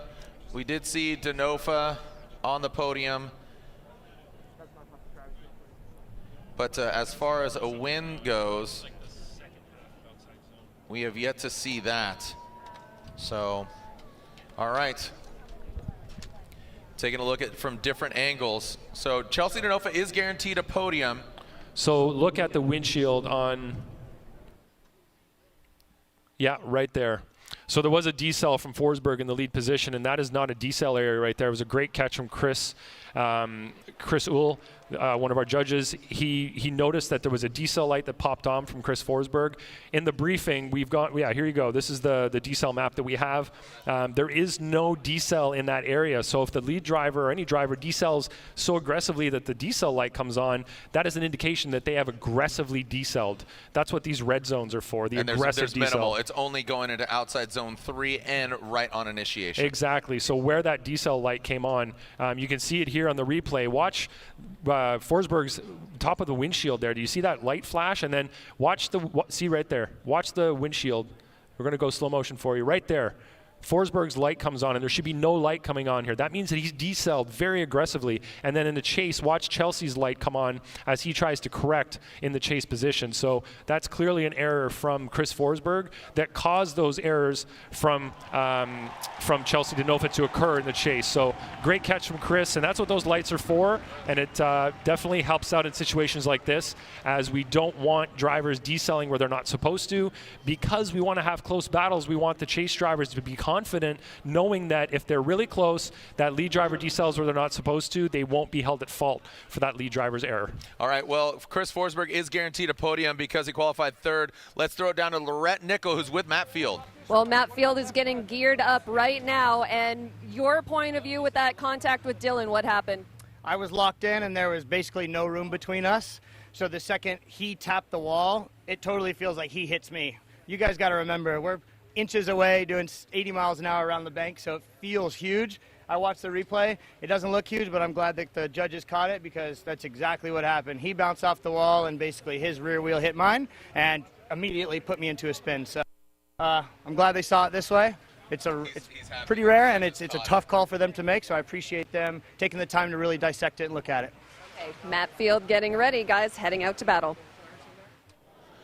All right, you know, again, the judges, Chris Yule, Brian Eggert, Ryan Lontaine, it's a very difficult job because at the end of the day, you have to choose a winner, and with that, there is a loser. So, you know, that's just as brash as it is, and you know, it went the way of Matt Field. So again, that's just how it goes. So, Matt Field gets.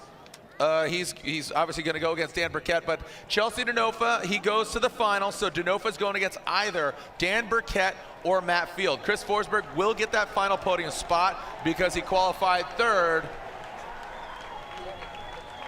as Dylan Hughes.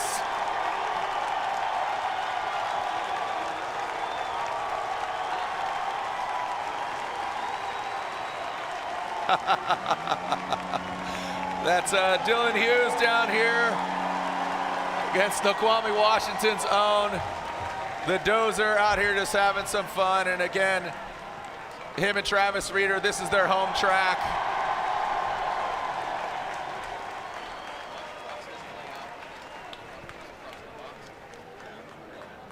And again, the crowd erupts supporting their own driver, Dylan the Dozer Hughes.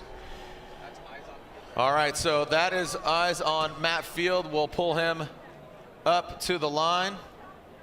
Just a lot of emotion running deep here today, and what I contribute that to is just we are here in Pacific Northwest, some of the best fans in the biz. We've been coming here since '06, so that all contributes obviously to just, you know, our fans being educated, obviously being passionate about their hometown heroes, but just investing in the sport. And with the boos means they care. With the cheers, obviously, it goes one way or the other, but it's obviously just for the love of the game, and they want their guys to win, you know, and that's why we're here. And there are winners, there are losers, and unfortunately, there's somebody on either side of that area. So, all right, so we are looking at Matt Field overhead.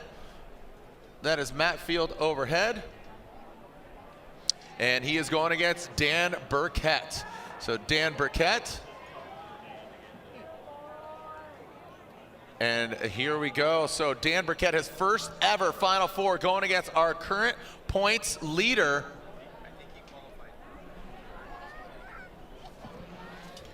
All right.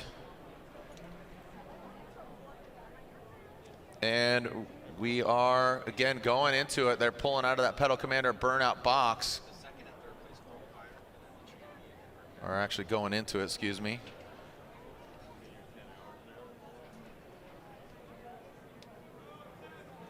So Matt Field jumping it in. At Falcon Tires, Drift Cave, Corvette. And Dan Burkett, like I said, his first time in the Final Four.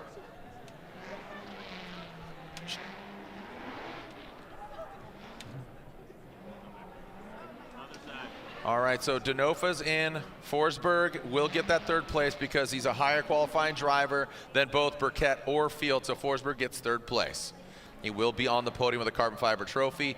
Who is going against Denofa? Either Matt Field or Burkett. How did Field get here? Well, Field and Hughes going against each other, right? So Field went through Hughes most recently, Justin Pawlak, and then right before that, Odi Bakshi's. Dan Burkett, guess what? He most recently did battle against Frederick Aasbo with that hit of the wall and straightening out. Burkett gets the win. Burkett also one more times between him and Dean Carnage Kearney. And then Burkett kicked things off going against the #1 qualifier. And, you know, just how things coalesced and came together is very interesting and very unique. And again, we will see a unique winner this round of competition compared to the previous 5 rounds. It will be a unique winner because you backtrack. Round 1, Long Beach. Round 2, Aasbo, right? You said round 1, Long Beach. Sorry, round 1, Tuerck. Long Beach is the winner. Long Beach won, and they did. Tuerck, but right? Tuerck won Long Beach. Yeah. Aasbo got Atlanta. Yeah. Then you got Hughes in Orlando. Travis Reeder in New Jersey, most recently Kazuya Taguchi in St. Louis, and then it'll be either Denofa, Burkett, or Field with the win here in Seattle. Diversity. Has that ever happened before? We'd have to go back and look, but I don't think so. I really don't. I mean, I really don't think so. I don't think there's been. It seems like this is the first time we've ever talked about something like this. Yeah. So yeah, for sure. All right, here we go. The second half of the Final Four, the Type S Final Four. Type S, the official lighting of Formula Drift.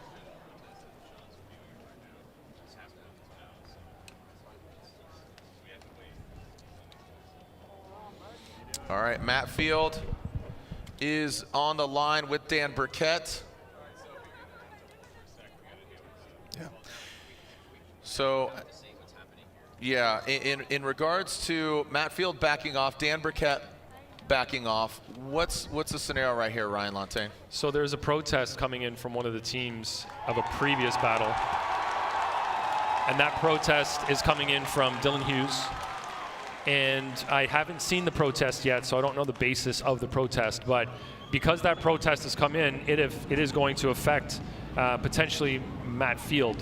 So we cannot run the battle that is in front of us as Matt Field is involved in the protest.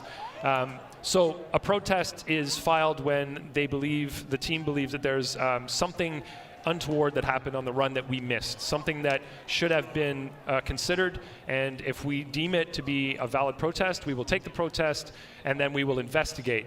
That investigation can lead to one of 2 outcomes. Either we will uphold the call that was made, or we can overturn that call based on new evidence. So that is what's going to occur now, and the reason we have to back Matt Field off is that if something happened where it got overturned, Matt Field would no longer be running in this battle. So that's why we have to pause right now. Both drivers have already done their burnouts, so their tires are all hot and ready to go.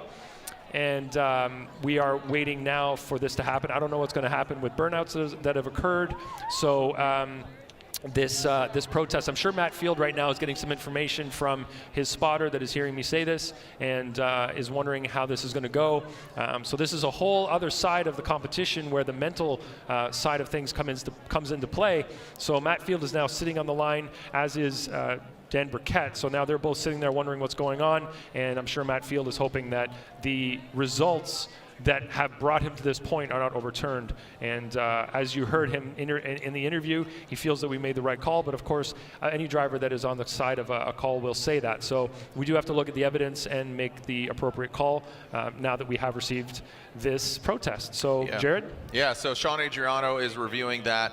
That's kind of out of the judge's hands. At this point, you go to the racing official, and he's going to flag that, as you say, review that. So when we come back, we'll find out if things are reversed or they stay the same. Regardless, just need to review that and put some respect. When we come back, we'll continue with more drifting action. Round 6 of the Formula Drift Pro Championship when we come back.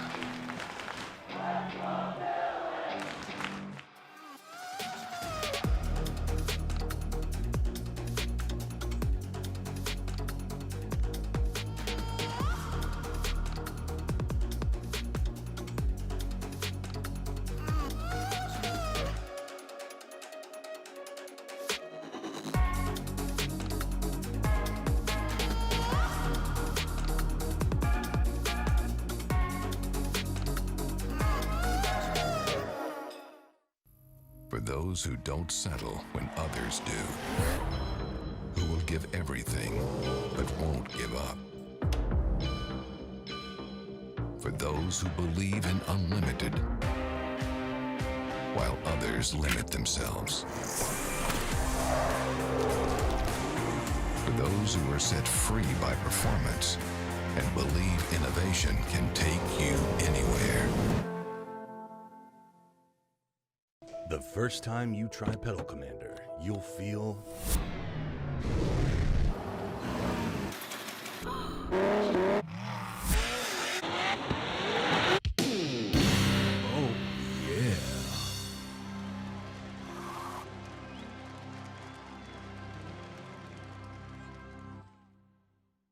Rockstar energy drink.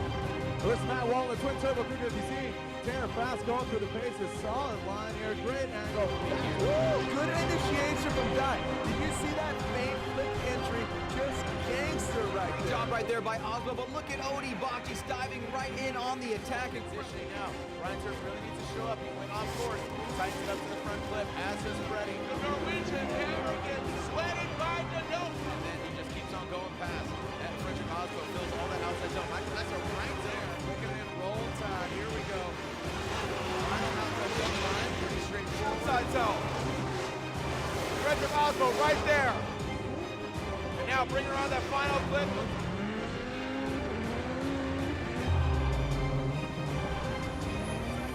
Approaching, pulls a tire up. So qualifying, playing a role here in Long Beach.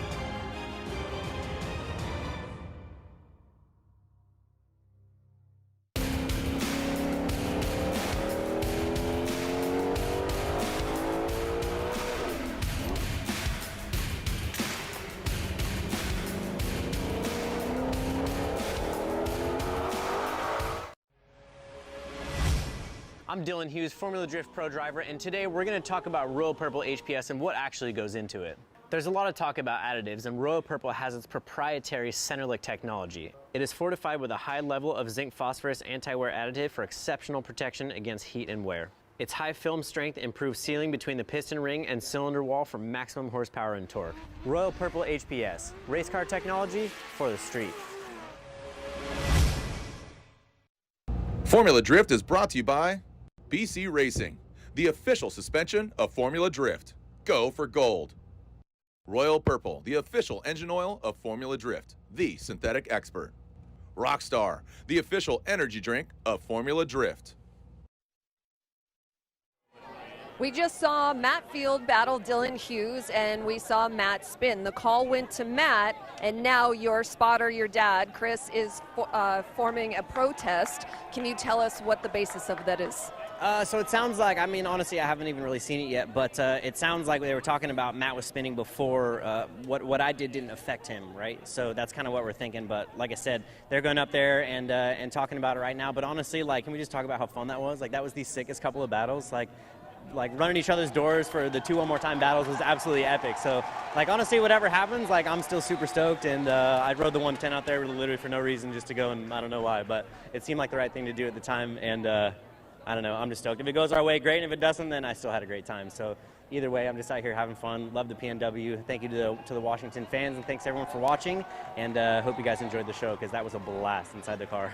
Yeah, and how happy are you with your driving? Because all of the fans in the crowd, you can hear them. We're pretty far away from them, but they are getting loud for you. So how happy are you with your driving? I just love it. That's what we're here for. We're here to put on a show for everybody and make sure everybody feels like they're getting their money's worth out of their tickets. So I appreciate everybody coming out again, and I feel like my driving is getting to the next level. We just went 2 One More Times with the points leader, and we're sitting still in 5th right now. As far as I know, whatever happens, I don't know. We might move up or down or whatever, but yeah, stoked on my driving, stoked on the car, stoked on the crew this weekend. We did like a nice little kickflip with the car earlier, and that was interesting. So, yeah, I don't know. I got nothing to be bummed about. I'm stoked. So, yeah, it's all good. Dylan Hughes, thank you so much. Jared, back to you.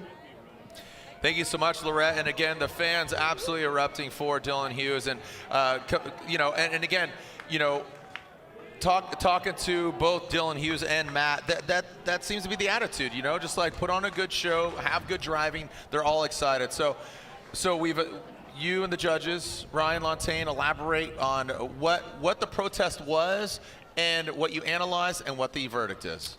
Yes, the protest stated that at initiation, Matt Field touched the, so his front left tire touched the side of Dylan's car, which caused Dylan to go a little bit wide, and that's what put Dylan into the wall.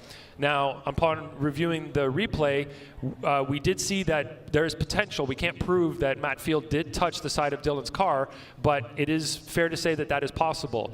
So we said, okay, there is the possibility that Field did touch the side of Dylan's car. So we looked at the drone view from overhead, and we noticed that Dylan was on the brakes before, right after initiation, Dylan got on the brakes. So he's definitely on throttle. So you can probably see it from this view. Dylan's on the throttle, yes, but he's also left foot braking at that time, just before Matt Field makes contact. And that, see the brake right there? And then there's the contact, and then the secondary contact happens. So yes, potentially Matt Field made contact, but Dylan was on the brakes at the time, so we can't blame Matt Field for that because it looks like Dylan was on the left foot brake, which could have slowed him down in that area as opposed to being on throttle and carrying momentum through there. So we're going to have to deny the protest. It was a valid protest. We took it, we read it, but we're not going to go forward with giving him the win based on that. The call's not reversed. The call's not reversed. The call is going to stay as is. There wasn't enough evidence to dictate that A caused B, therefore this caused, you know, all of the repercussions there. Exactly. So. And there's Dylan Hughes, Forged Star wheels with the Falcon tires, chewed up, used and abused, taking a licking and keeping on ticking, man. So you could see just banged up, battered, and bruised, but continue on turning. The wheels in the sky keep on turning. So, all right, so where we're at, we have, again, Chelsea Denofa waits. He's in the finals. The Type S top four, the other side of it, Matt Field is awarded that win. Goes against Dan Burkett, who is in the best position he's ever been in Formula Drift history, and he's going against the points leader, and a cone was hit. Cone hit. So that'll be strike one, 3 strikes and you're out. So cone was hit by Matt Field. Remember I was talking about the sun going down and not being a factor? See, going from outside zone 3 into that inside clip, the sun doesn't seem to be as violent, but that is TBD when they come through. So let's re-rack them. A cone was hit. As predicted by Jared, the sun did set tonight. It did. You know what? They call me Nostradamus. Nostradamus is what they call me. Nostradamus. All right, you can tell the pressure these drivers are on right now. We haven't had one cone hit all night, all day, and now we're getting to this level of competition, and Field made that error by tapping the cone right there. It is a strike, so like you said, the third strike would be considered an incomplete. That is strike number 1. Other strikes are jumping the light or parking on the light, so Field needs to be clean through the chicane for this to be a clean run. Looks like a clean start. Here we go, Matt Field, Dan Burkett in the Type S top 4. Matt Field, our current points leader, going to Dan Burkett in his best finish. Can he better it even now here in Seattle? Matt Field has second outside zone, now coming into the third. Both of them fairly equally matched right now. Again, the Super chasing down the Beast of the Bay, Rad Dan. And guess what? Dan Burkett was talking about that. He says, you know what? Matt helped me out. He says he unlocked a cheat code. I'd love to drive with Matt, and that's where he's at. This is a great position for both these guys to just find that secret sauce and just lather it all up on those tires, man. Yeah, so we did see a couple of G-cell lights come on in this run, and I'm going to try to point them out as we're going through. Field's doing a great job in outside zone 1. Look how great Burkett's doing in the chase. He's mimicking the line. Looks solid right there. You can see Burkett's G-cell light come on as he avoids Field there. Field does great on outside zone 2. Decent job on 3. Right in that area there, Field D-cell light came on, but it's a D-cell zone, so that's totally legit. And then as they come through outside zone 4, right there, Dan Burkett stayed with him, and it looked awesome. Now, Field's D-cell light did blink on just before outside zone 4, but it looked like everything was smooth. Burkett was in proximity, but not close enough that it affected him, and they flowed through no problem. Do you think because the D-cell lights haven't been a large issue kind of up until later, do you think the condition of the track is cooling down because, you know, the sun is setting, the sun's not directly on it? Yeah, that is potentially what it is as well. And, you know, it's something that we have been paying attention to, but it's only coming into play later on in the competition here. And it was very painfully obvious in St. Louis. Remember when the sun set? I mean, it was just night and day, literally and figuratively, meaning just the track condition on how the cars gripped up and couldn't slide out in certain areas. Here we go. All right, so Dan Burkett out front, Rad Industries, Gear Wrench, Toyota Supra, GT Radials initiates. Matt Field right there, chasing him down into that big outside zone. Matt Field trying to get the victory, but Dan Burkett delivering into that third outside zone. Lick the stamp and send it, baby. as Dan Burkett brings it into that final outside zone, and Matt Field, he's right there. Do we have a victor? Who's going against Denofa in the finals?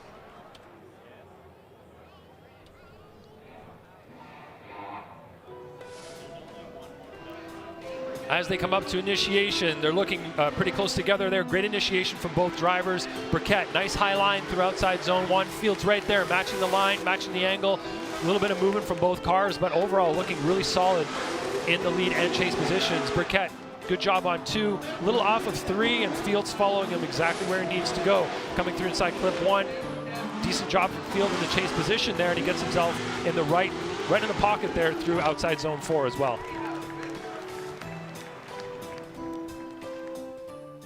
All right, the drivers wait, see what the verdict is. Some great driving by all the drivers. Make some noise from Dan Burkett, Matt Field. Slide him right for Matt Field, and Matt Field gets the win.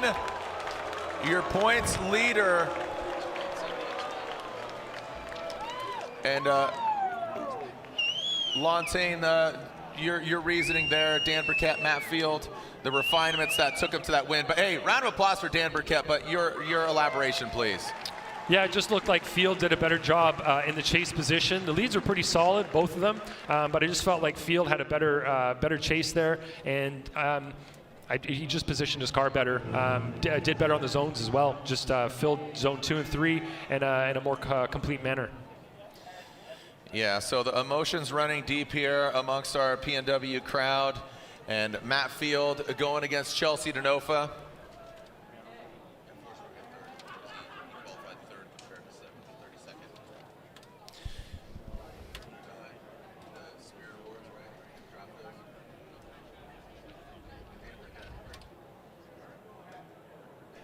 All right, so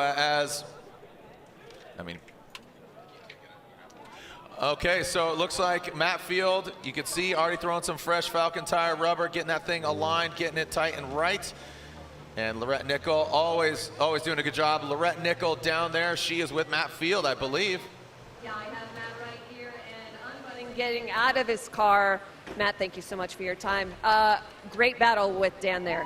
That was wild. Yeah. Dan is on fire. He really is. Okay, so everything moving forward, how excited are you? How good are you feeling? I'm feeling dialed in. I'm feeling like I'm doing everything that I need to do to win these battles. I'm happy that I got a lot of practice with Dylan, because that was all. That was everything. That was 10 out of 10. So onward to the finals. Yeah. Matt, thank you so much, guys. There you go. So Matt Field gets the win, and he is moving on. He's guaranteed at minimum second place. He's going for first. And you could see, again, Field and Denofa in the finals. Another Mustang Corvette battle here. And we have, again, our finals are here. Chris Forsberg gets third place. Remember, tune in for round 7 and 8. 7 and 8, here is our championship history over the years from 04. There's a name on there that, you know, Matt Field is building a case to have a shot at this championship. You know, and also think about Denofa, where Denofa's at, because he came in 6th in points. Dylan Hughes was 5th in points. Chris Forsberg 4th. Tuerck and Aasbo go out a little earlier than Hughes and Forsberg. And he will increase his lead by 60 points. So that is pretty massive, with number 2 and 3, Aasbo and Tuerck, going out in the grade 8. So, but look at those notable names. We saw Dio Shihara earlier today. He's out here having fun with Pitt and Paddock and turn 14. So again, be sure to check us out in Salt Lake City, Grantsville, Utah Motorsports campus. If you can't make it in the building, join us September 15th and 17th. And that will also be a Pro Spec round. The final round will have a Pro Spec champion being crowned there. And then, of course, the finale, it's a pro round only. October 14th, 15th, a 19th champion ever. When we come back, those two gentlemen, Matt Field, Chelsea Denofa, one in a vet, one in a Mustang, one on Falcons, one on Nittos. who's going to come out on top. Regardless, it's going to be a different winner for each of the 6 rounds so far. Who's it going to be, Field or Denofa? When we come back, the throwdown, round 6 of the Formula Drift Pro Championship. We're going to send it here in Monroe. Wild in the mall, help us tell the GR story. You're right. We need more cars.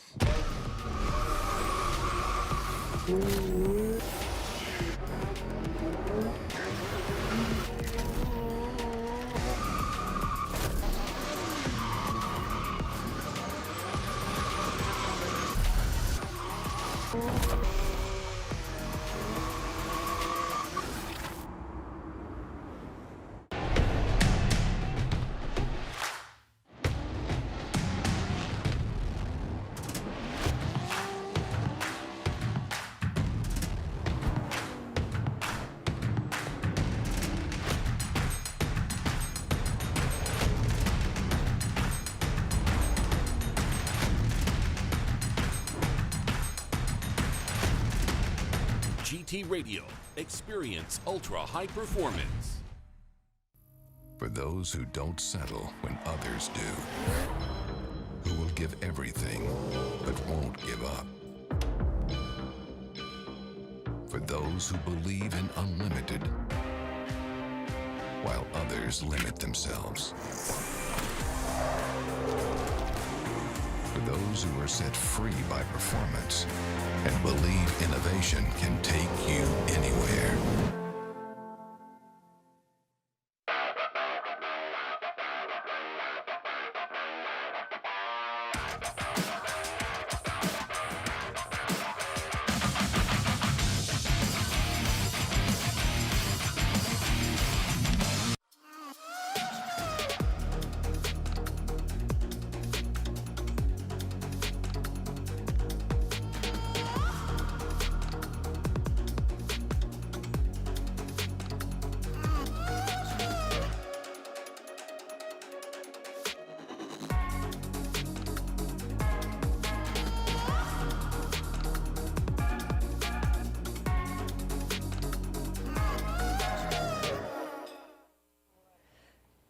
The final battle is set between Matt Field and Chelsea Denofa, and the attitude down here is one of having fun.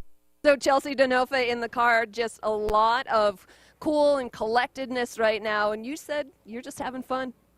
Yeah, all these guys are out here competing, and I'm just trying to have a good time, and that's what I feel like is going to give me the best opportunity to do well, and that's how it's been.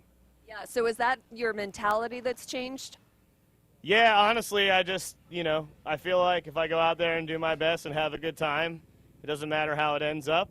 And I'm happy with my driving, and my team's having a good time, and we just keep advancing that way and have some fun, Love it. So round number 5, we've had 5 different winners. You are looking for your first win, so how do you get to that top spot? I mean, I'm just having fun. Yeah. However it ends up, it ends up. I feel like I'm one of the best dudes out here. A bunch of these other dudes are rippers, so if I go out there and have fun, that's my best odds, and that's what we're doing. Okay. Chelsea, thank you so much. Again, the team surrounding Chelsea Denofa, his lovely wife, Chelsea, down here, and yeah, that is the theme, guys, just having fun.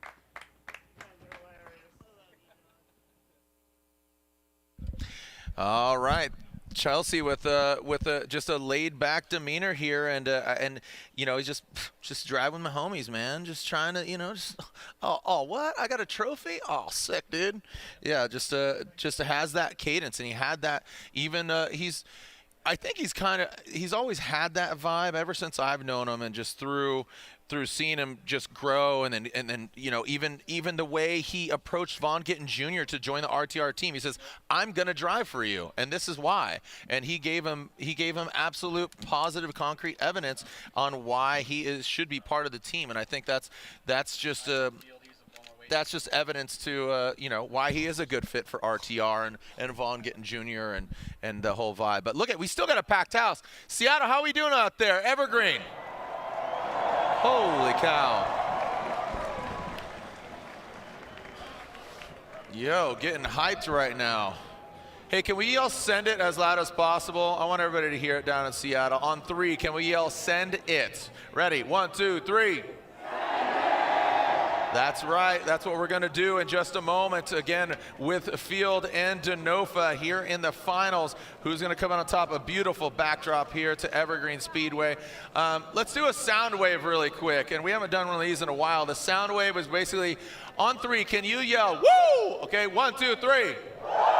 Okay, now what we're going to do is those closest to the outside zone 1, you're going to start. So it's a sound wave. So you literally don't move. You just yell, and it's going to go woo, woo, woo, woo across, and then it's going to go back, okay? So those, put up your hands closest to the outside zone 1, the big bank. Put up your hands.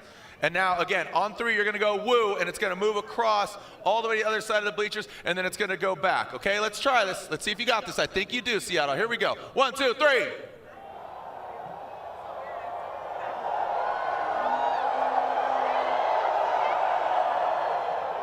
Now send it back, send it back, send it back.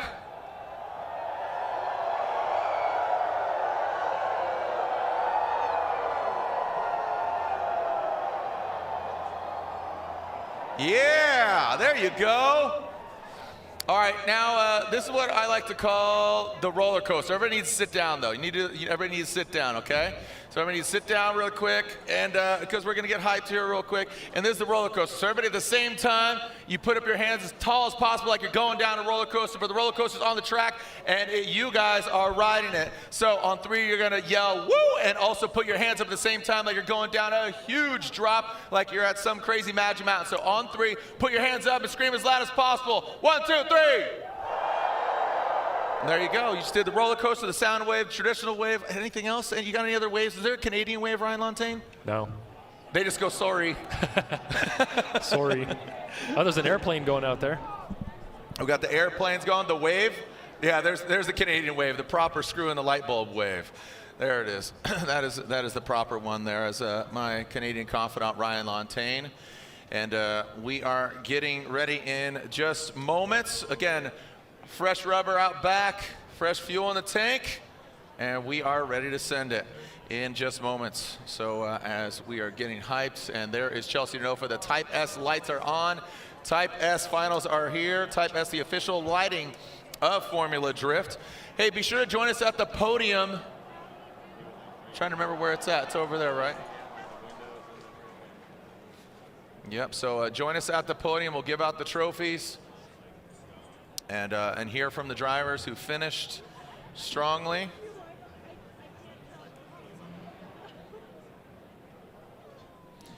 And remember, join us, Utah, either in the building or online. A brand new venue for us, Utah Motorsports Campus. And then Irwindale. That new Utah campus track looks fast and flowy. Looking forward to seeing the drivers negotiate that track, and I think it's going to make for one heck of a competition. The battles are going to be close. The driving is going to be, that real fast, quick transition, minimal decel zones. It's just going to be fast and smooth, really, is the best way I can describe it, and I'm looking forward to that type of track. Yep, well, yeah, and that's what I've heard. I've heard rumors of it being the fastest track in the Formula Drift Championship. So just give you any reason to tune in. Just like, people all across the globe, hashtag FDSEA, including my son Parker and Sophia and Diego and the Sotos. I know they're watching at home, so thank you for watching. Be sure to tag at Formula D, join the conversation.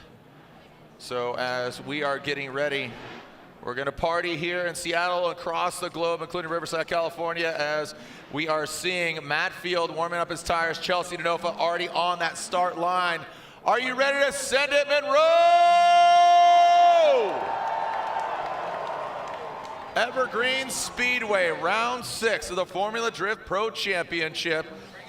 A brand new winner. It's been a different winner every round of competition. It began in Long Beach, where that gentleman, Matt Field, went hard into the wall against Aasbo, fought tooth and nail. He got married, had to put his car together. Then we moved on to Atlanta. Frederick Aasbo got the win. Then we saw that of Dylan Hughes get the win. Travis Reeder, Kazuya Taguchi, and one of these gentlemen, Chelsea Denofa, and our current points leader, Matt Field. Who's it going to be? We will find out here in just moments. Are they going one more time? Are they going 2 more times? Or is it going to be one one and done? We're about to find out. The Pennzoil Mustang RTR Spec 5D on Nitto tires going against that Falcon Tires Drift Cave Corvette All-American Battle. 2 American drivers. Are you ready to send it? 1, 2, 3, send it! Here we go. Chelsea Denofa, Matt Field here in the finals. Battle in Seattle. Chelsea Denofa, big angle here. Massive angle. Matt Field trying to catch up. About a car length back. Big smoke coming out those Nitto tires. Matt Field applying pressure in that second outside zone. The purple Type S lights. Matt Field narrowly gets past. Was there contact? Yes. Once, twice, 3 times for sure. Finishing out that run.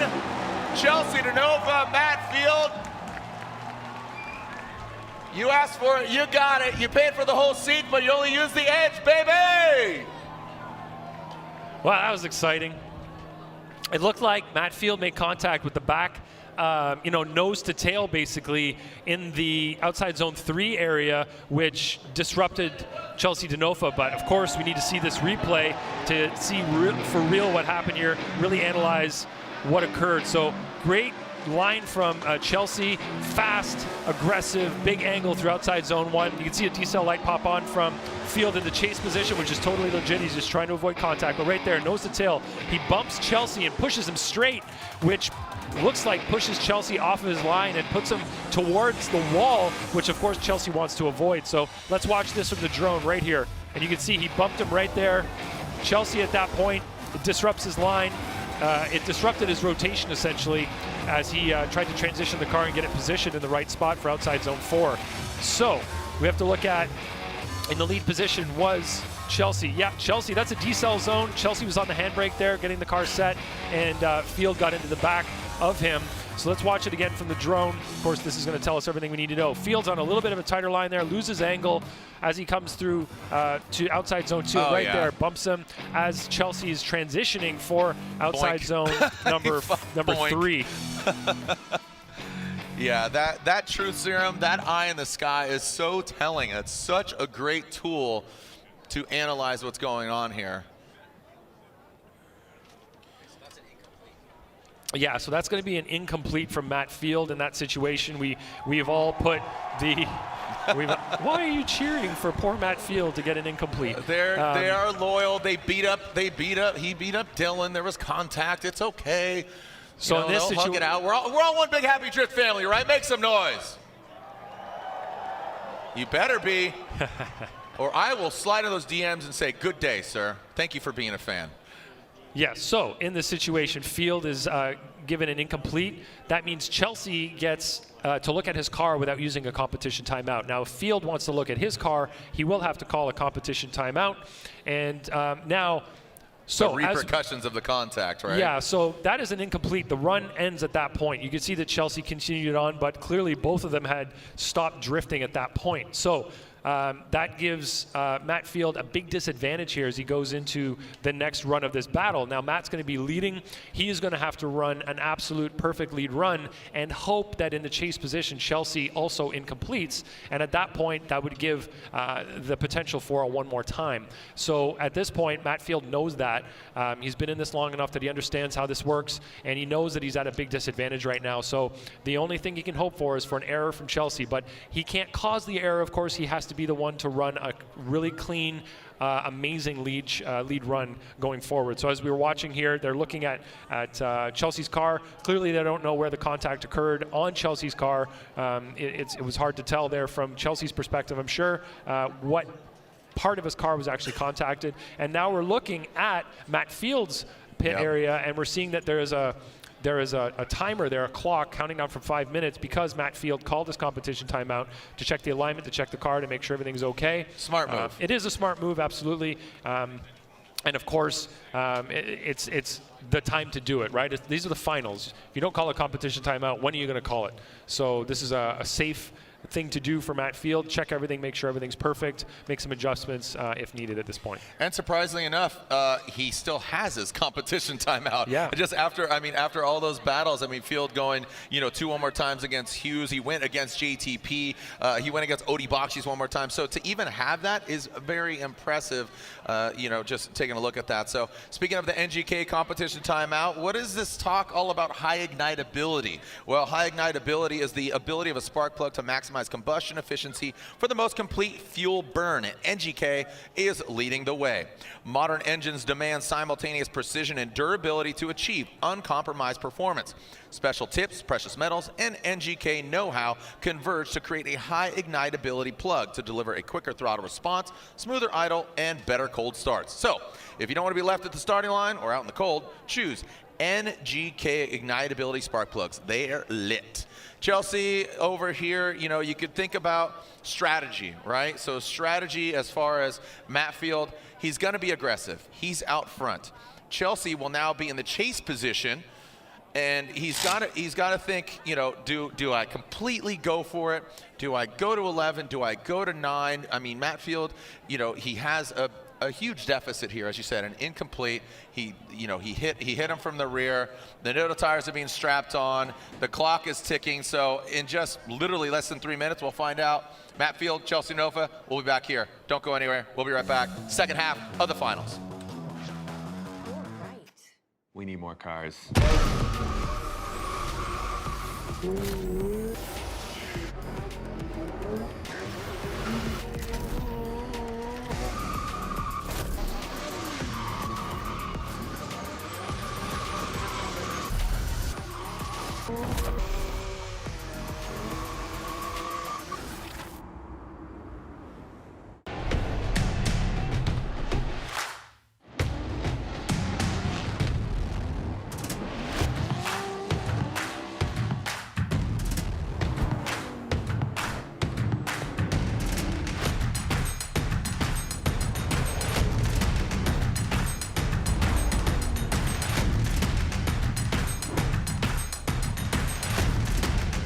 GT Radio.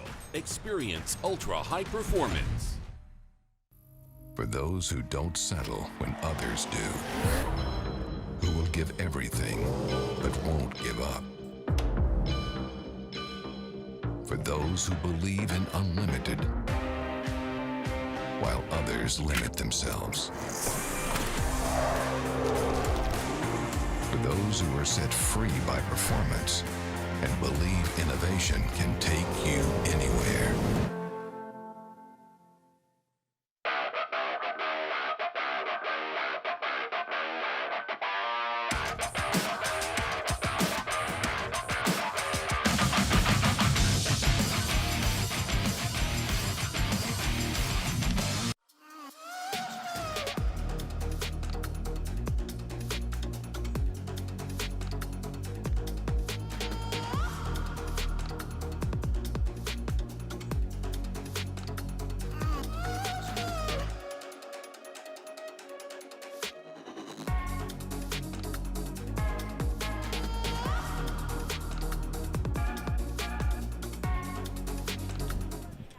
Welcome back, and we are getting the second half of this battle. Now keep in mind the second half because we just saw Chelsea Denofa lead, right? So Chelsea Denofa, who qualified really well, he qualified second, and Matt Field a bit lower there. I believe he qualified, what was it, 10th? Where's my bracket here? Sorry. Fourth, Jared. Fourth, excuse me. So he No qualified problem. fourth. So again, Chelsea led.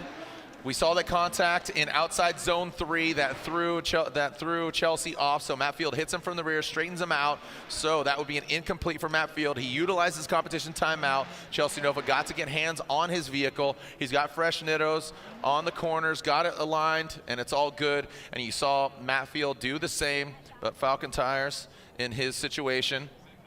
And Matt Sopa is pulling up there, and I just asked if they put new tires on. Yeah. They did not. Neither one of them put new tires on. So they're going to be running with the same tires they had on run 1.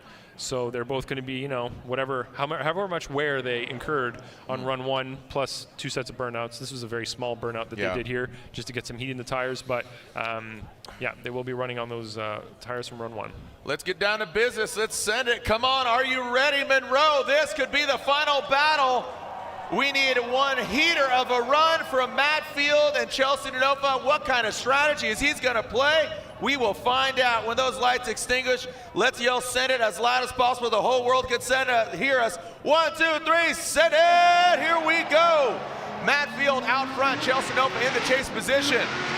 Again, Matt Field with that deficit, the beast of the bear, current points leader, has yet to win a round of competition, but still has the points lead. Chelsea Denofa, a couple more outside zones to get the win that he has so wanted this year. Matt Field fills outside zone 3. Chelsea Denofa playing it smart, kicks back a little bit. Matt Field brings it in. He does exactly what he needs to do, but it's not enough to offset that mistake of Matt Field.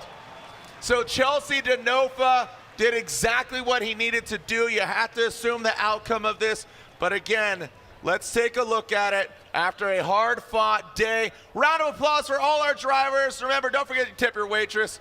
Remember, tune in for Utah if you're leaving the building, but join us over at the podium. Join us over at the podium as the party continues. And let's take a look at this.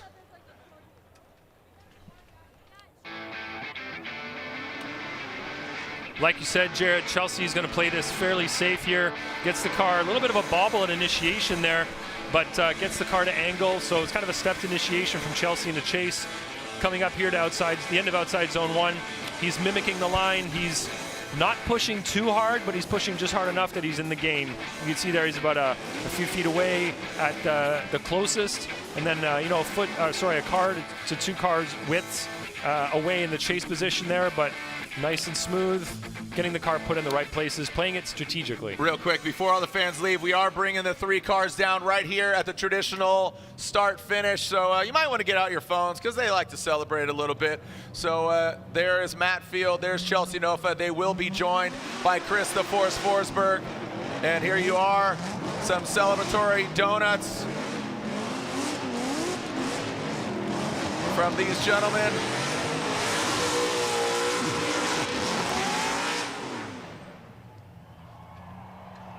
There is 1 and 2.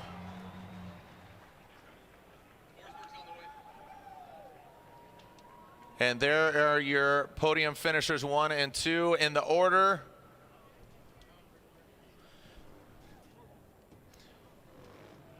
All right, here comes 3rd place as they step outside of their vehicle. Make some noise for them. Chelsea Denofa, Matt Field, the hot bikes, the pit bikes, the hot boys.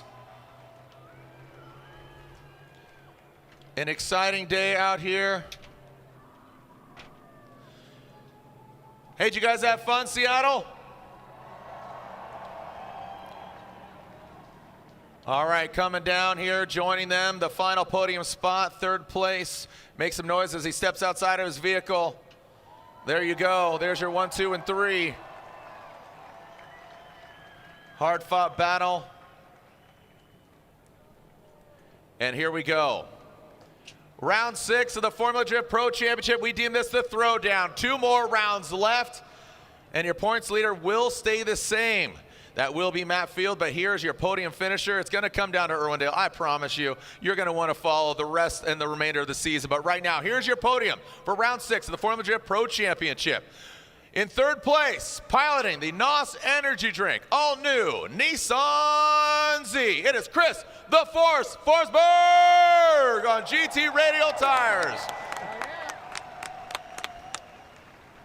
And now your winner here at round 6 of the Formula Drift Pro Championship.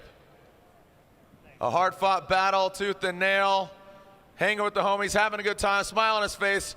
An American driver, pilot an American car, here in Seattle for round 6 of the Formula Drift Pro Championship. Your winner unanimously is Chelsea Denofa gets the win in the Pennzoil Mustang RTR Spec 5D on Nitto tires. Chelsea Denofa gets the win, and with that, 2nd place goes to your points leader, pilot of that Falcon Tires, Drift Cave, Borla Exhaust, Corvette, the gentleman that is the Beast from the Bay. 2nd place goes to Matt Field.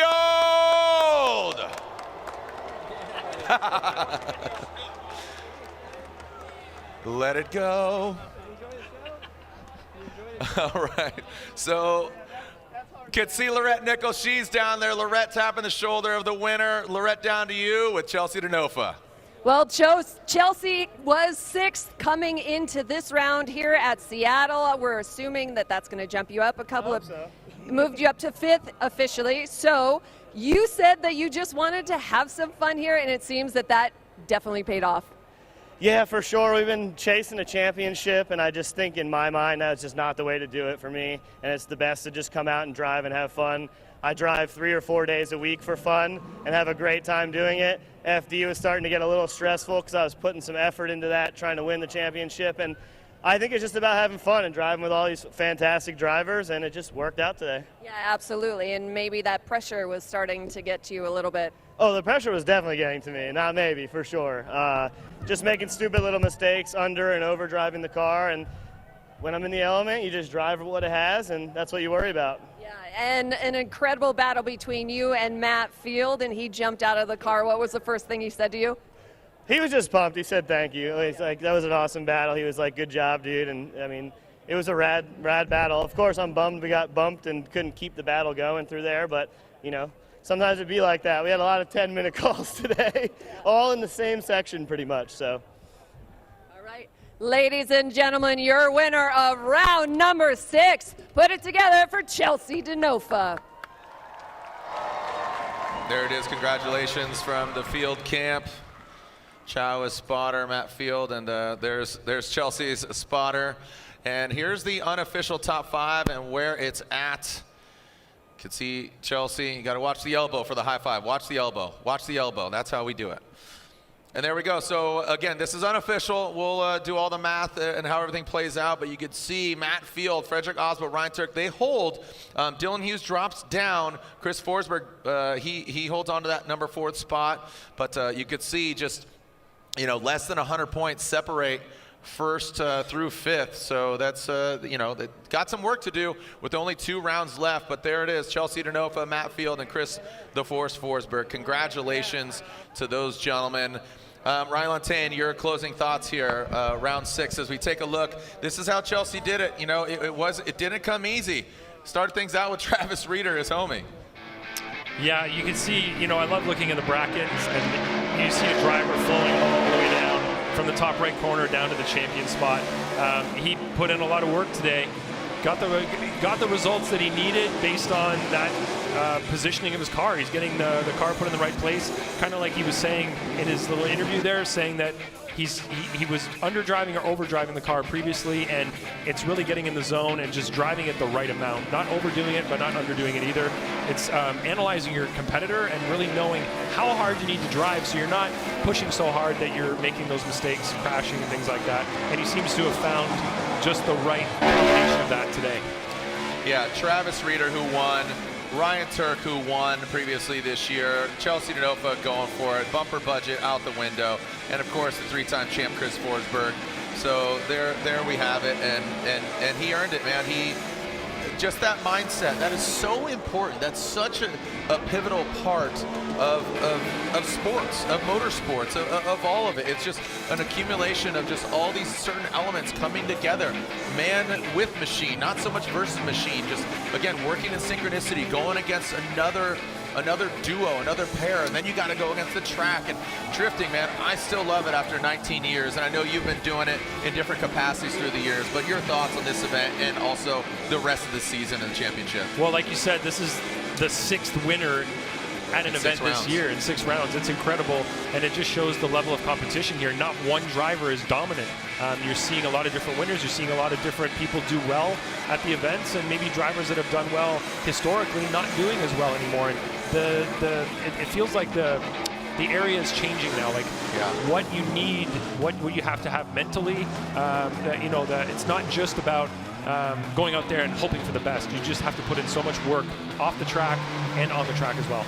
Yeah, Formula Drift has become an absolutely amazing platform. So thank you to Ryan Lantain. Thank you for being up here. Thank you to the judges, Brian Egger, Chris Yule.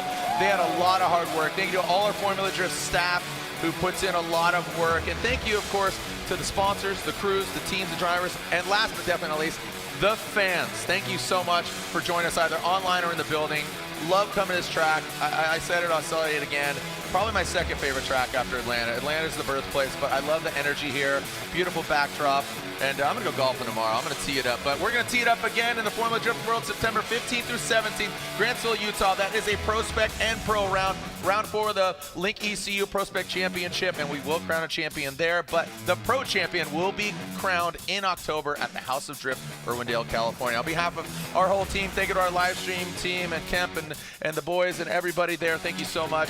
And guess what? We'll see you online, or we'll see you another time. Send it! Formula Drift World. See you in Utah.